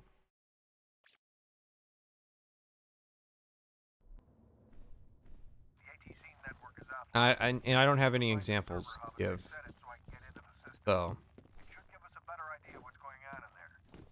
I would kind of like to get into it, you know, for the purposes of like scoring my own videos and kind of using my own music. I think that's a interesting thing to do. I think this is the way, so.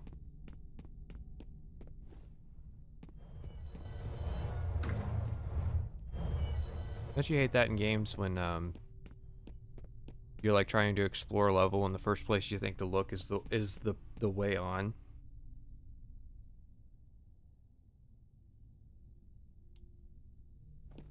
Yeah, I do. I find it funny when people criticize the section on Synthwave in the Fury video.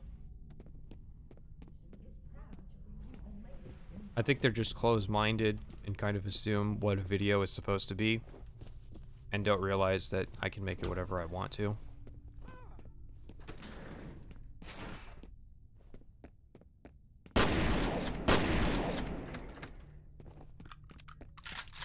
Where are you even running from?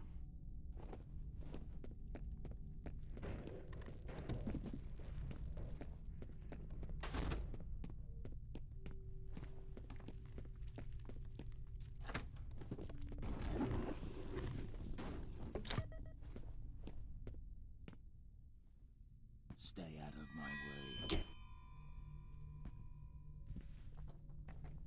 Oh, man, you know whoever asked for this fucking table was an asshole.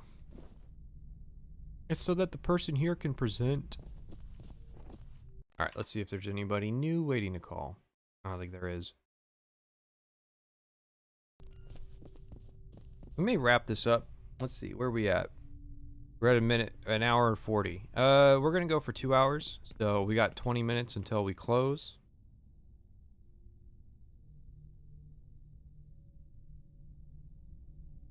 Yeah, you are absolutely right, Ten, that he made the game for himself, which, in fairness, that's all you have to make art for.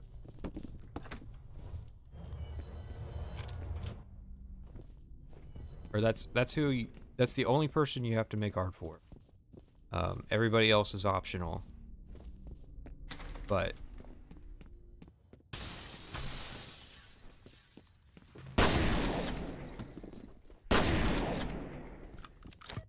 I don't know. It's one of those things where it's like, if I artistically feel that having a bunch of compression on my voice and screaming into the microphone so that it clips and sounds really bad, is the way to go with my video making process, you know, that might artistically fulfill me, but maybe I should make my videos a little more accessible and not do that. And RimWorld is the more streamlined and approachable version of Dwarf Fortress. That is correct. Why I like it. Because when I was playing Dwarf Fortress, what I basically wanted was RimWorld. There you are.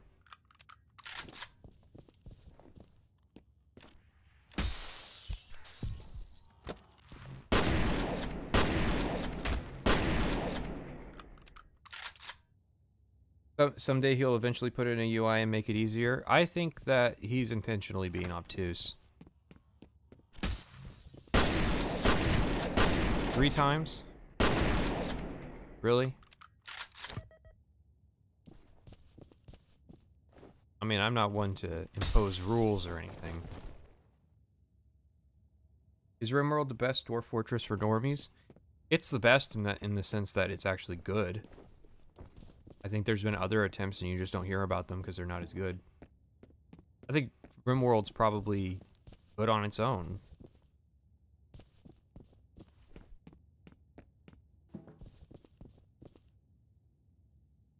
Any plans on making videos on horror games? No. I don't like horror games, to be honest with you. And not in a I don't find them scary kind of way. They're just not the kind of thing I'm interested in. Like, the less power you give me to fight, and the more you try to make me run away, the more I'm just gonna look at quit game as being a valid option of getting away from the monster.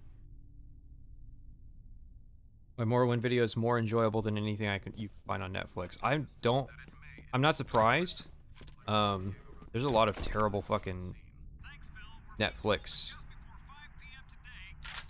Wait, there we go. Netflix produces a lot of terrible shit in-house, and they've lost the rights to a lot of things that used to be on Netflix that made them a good streaming service. You're playing one? Yeah, the thing is, the monsters show up, and I shoot them, and they die. I don't really view that as a horror game. Like, the horror games I'm talking about are where, like, you have very little in terms of offensive options, if any.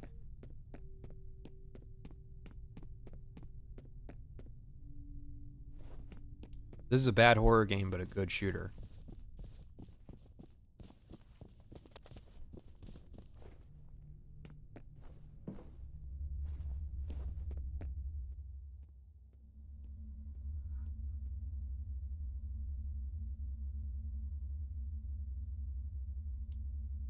When you make something for yourself and then release it to the public, you're also pleasing people with the similar taste. Yes, that is correct. I like long videos. I made a long video. I pleased everybody who likes long videos. And there's something to be said. If I made my long video more accessible, it would lose a lot of what I liked about that video. I fully understand that. I think the criticism is still valid. If you say that the video could be made shorter. Yeah, it could be made shorter. But that's not artistically what I want to do. If you don't have the time for an 8-hour video, that's understandable.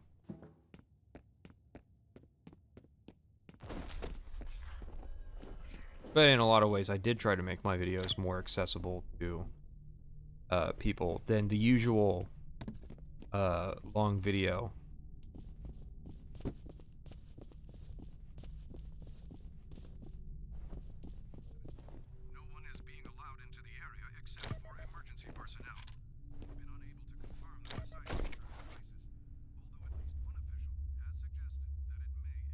Stalker was scarier to me than any horror game that disempowers you. That's what I've always heard about Stalker. And that might be the sort of horror game that you might see me reviewing.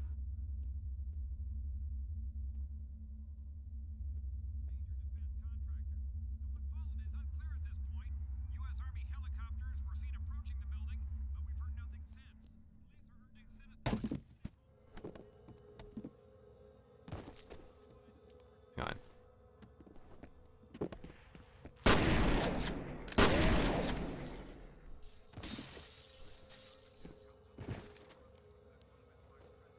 Why did it go so far away?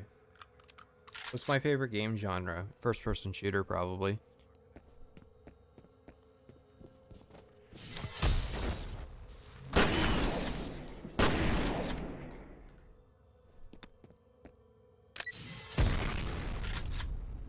Yep.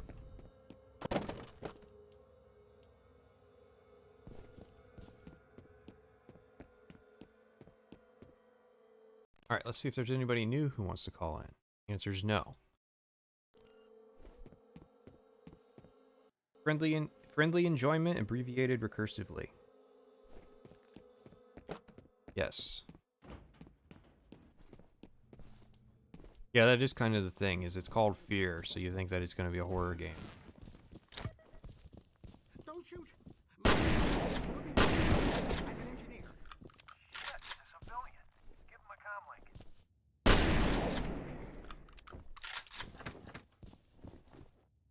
Here's a mechanic that doesn't repeat. Hello? Who are you people? The good guys. Are you all right? Oh, sure. I'm having a hell of a time. You said you're an engineer? Can you help me get into the network? What am I?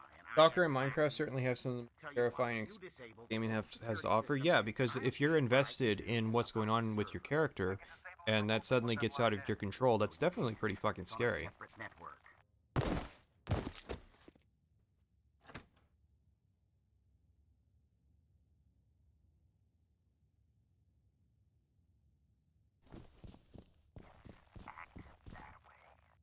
Why do you want us to bring down the security system anyway? My why? You want my help? That's the price.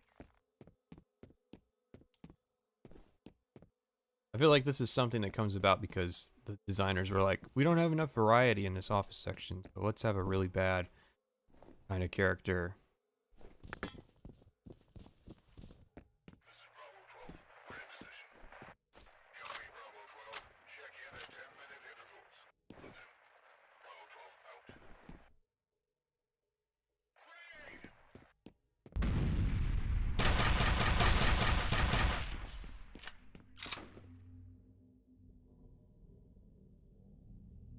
Where are we at? We're at 150.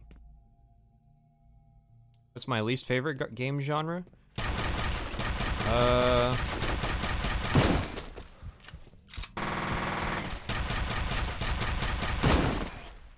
probably couldn't really answer that. Isn't Fear like Stalker? No.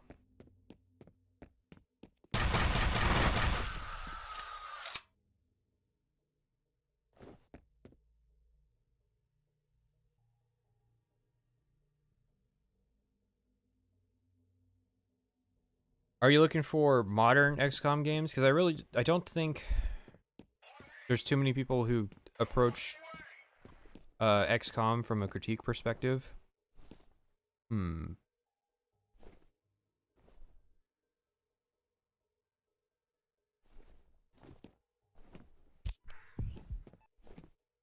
Actually, how are you even supposed to enter this room? Ah, there's a door.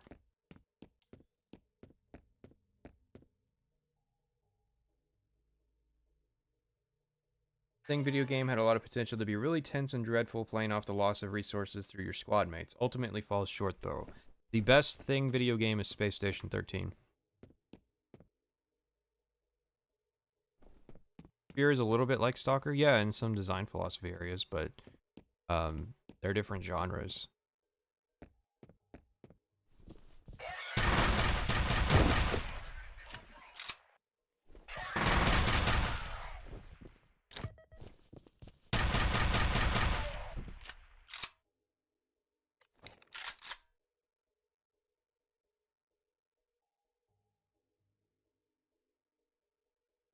Okay, thanks, Pat and chat. People have misled me about this game then. Probably. I can see how it might be easy to like watch a video on Fear and come to a conclusion that it's something that it's not.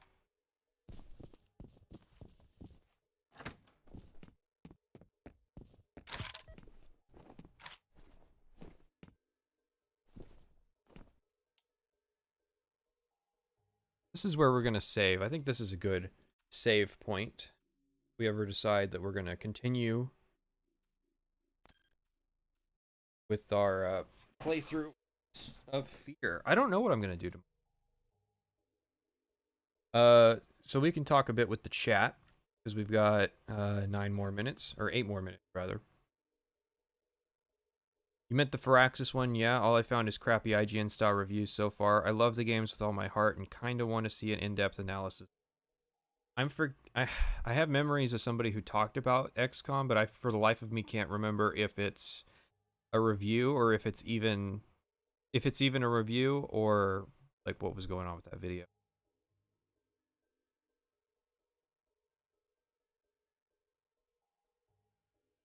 I read the Nausicaa manga and inspired a lot of Morrowind. No, I've read a very short list of manga and most of them are pretty modern. I've seen Nausicaa posted though. And I saw a video of somebody who was talking about a Nausicaa anime, like a obscure adaptation of.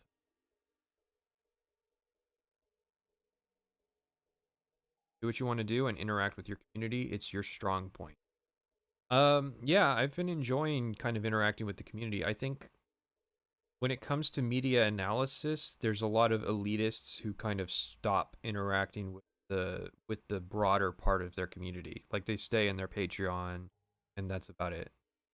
Did you take a gander at Brothers in Arms? Yeah, I was watching you play it. I wasn't listening to the audio. I was watching it on the second monitor while doing something else. And it looked like an interesting blend of 2 different genres. And it looked really good for what era it came out in terms of its graphics. So, my only hesitation about it would be World War II, and I don't particularly care for that setting.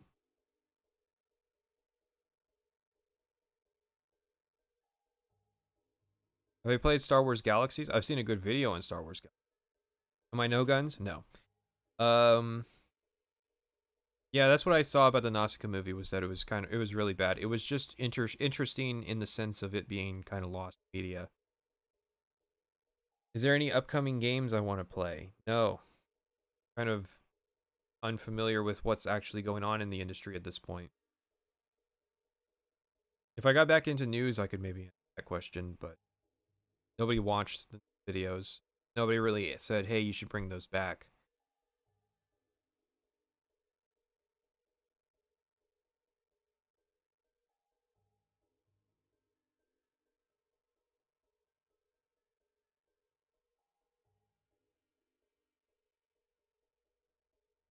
I've been waiting for the...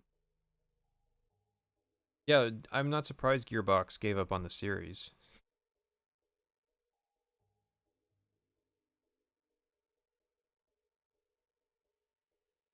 Have I seen The Expanse? I recently was recommended it, and I may sit down and watch it at some point.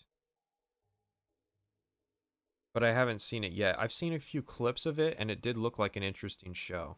How much is it like Firefly? Because I really enjoyed Firefly as a science fiction property, as a premise, basically. And yeah, the 50s Korea War is definitely an unexplored niche.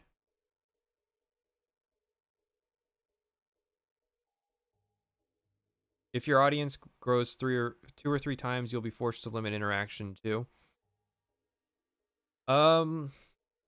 all I can say about that is we will see if that pans out. Um, most of the people I'm talking about just straight up don't interact with their audience at all.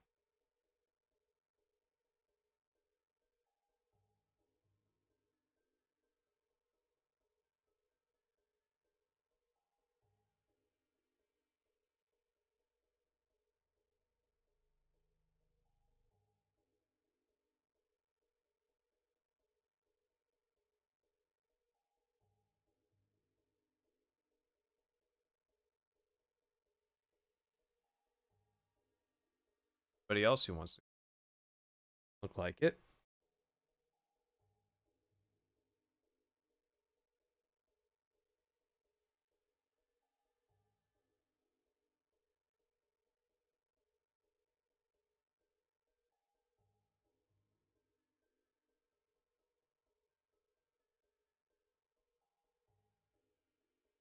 I liked Firefly. I think it was a good balance between that modern Joss Whedon kind of new Valve sense of humor and um kind of grounding itself. I don't think I think it was one of the stronger points of his career. Then again, I don't watch a lot of TV shows or movies, so my experience with Joss Whedon is like Firefly and the. What is my opinion on the Mountain Blade series? I've been wanting to make a Bannerlord video. Um, there were some obstacles though. Okay, well, I'll ask this about the Expanse. How does it handle kind of the feeling of misanthropy? Does it have a positive view of humanity, or is it very much humans are violent, shit-eating monsters?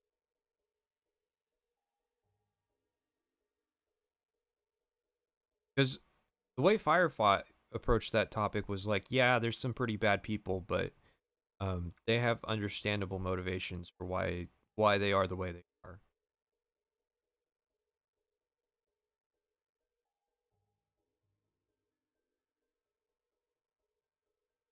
Written dialogue versus the delivery of the dialogue felt strange, like actors reading from it.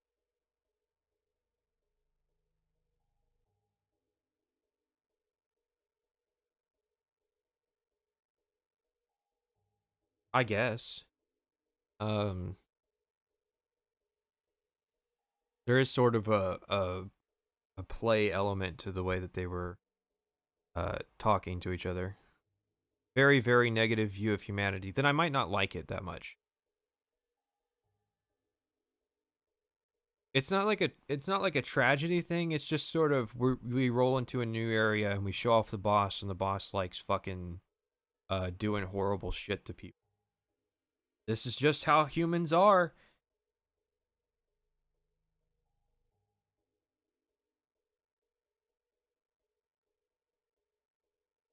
Like the shittiest, the most misanthropic that Firefly ever got was like the guy who really liked to torture people, and I think that they handled that situation really well.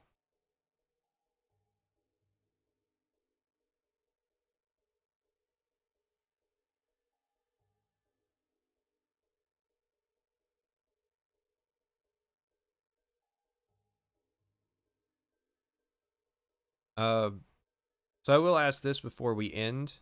What did everybody think of the call-in aspect of today's live stream?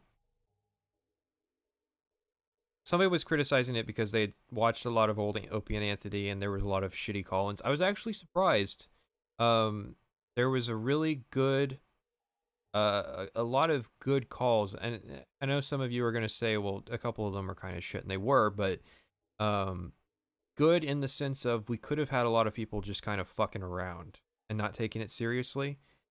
I made a couple roles where it's like it would put somebody on a list that they would never be able to call in again, and I didn't have to use it.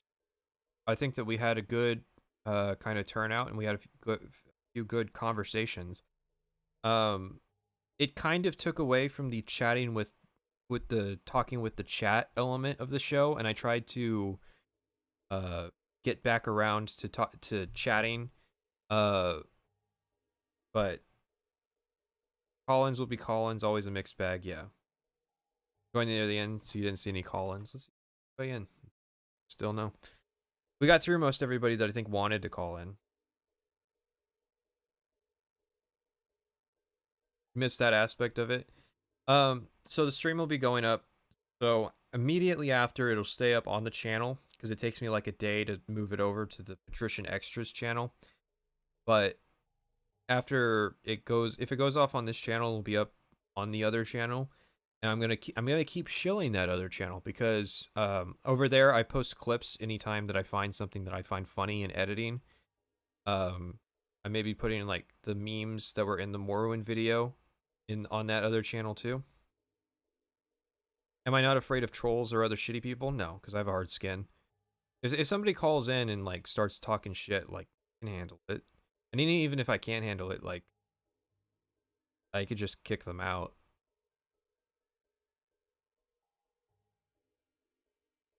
So if you're interested in seeing some of the callers, this was kind of the point of bringing it up.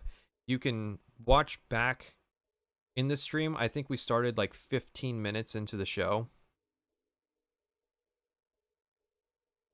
Perhaps do it weekly and kind of vet some potential callers and have a loose idea of what the call will be about. The format is incredibly underused by streamers, probably because a lot of streamers are afraid of criticism or are afraid of somebody just joining the chat to fuck with them. So, the other channel should be linked in the description. And if it's not, it's called Patrician Extra. If they start mad dogging me, well, I'm surprised you didn't call in. But yeah, it might be like a one day of the week kind of thing.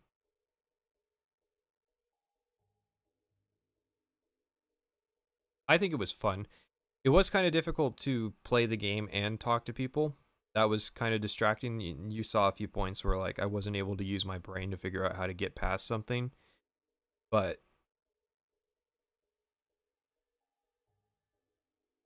for exactly that reason, most people who get into streaming don't have enough composure for this. I think that's absolutely true.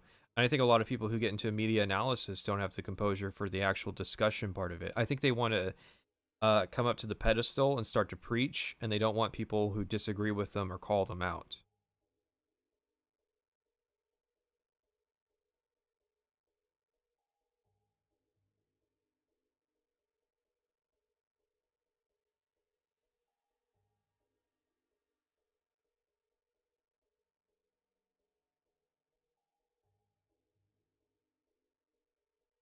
I think it's more a lot of people, streamers are afraid somebody's going to call in and say the N-word and have their channel banned. Well, I do watch, and I have seen occasionally a streamer who does this kind of call-in show format, and that's never been an issue for them. I think it's an issue if your co-host, if you have a co-host for a show who drops the N-word, that can get your show taken down. But I think the rules are generally understanding that the internet is entropy and that there are people who are just going to want to do.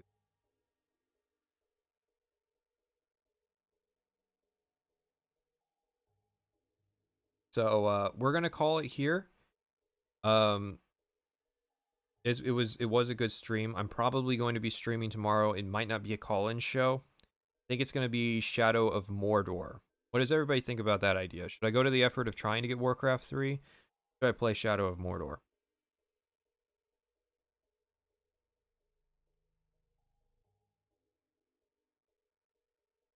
Five Nights at Fear. Yeah, let's Five Nights at Freddy's, Undertale.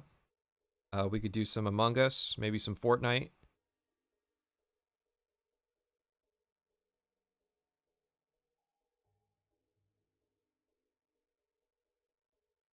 I think most people who called in are active in Discord enough to get a grasp if they're going to start spamming the N-word. Yeah, that was part of it. Isn't N-word not banned on YouTube? It's not per se, but I have heard of there was one political channel where it happened, and like their channel got taken down. Is that the first or second Mordor game? It's the first.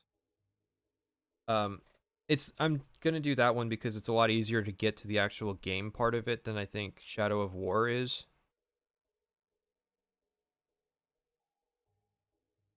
Like, War is better, but it would take me a couple hours of playing the game to get to a part where I could actually, because what I would be showing off is the Nemesis thing. Among Us would be interesting. It was kind of a joke, but I have thought about hosting an Among Us game between all the Giga Chads on the Discord server. Just that clash of personalities. Shadow of Mordor is basically Assassin's Creed, please no. Well, it's Assassin's Creed if you just follow the main story. If you play Orcish Politics Saboteur, there's actually quite a lot of fun to Shadow of Mordor.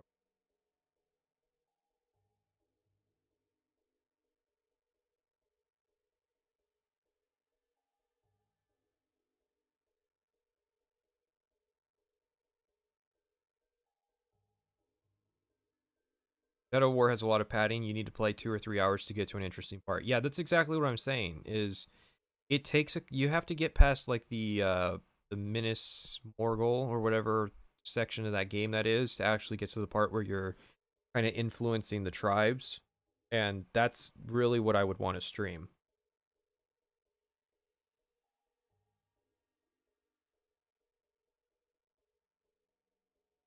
Warcraft 3, but whatever. Well, the only problem with Warcraft 3 is that I'm still having to try and track down the fucking game itself.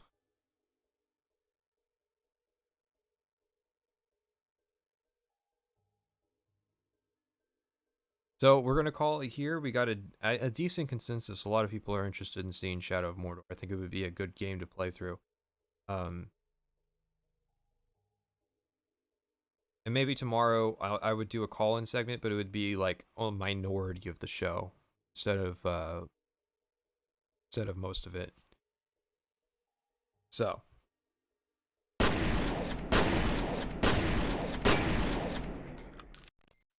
I will see you guys tomorrow, or maybe you can go check out the Discord.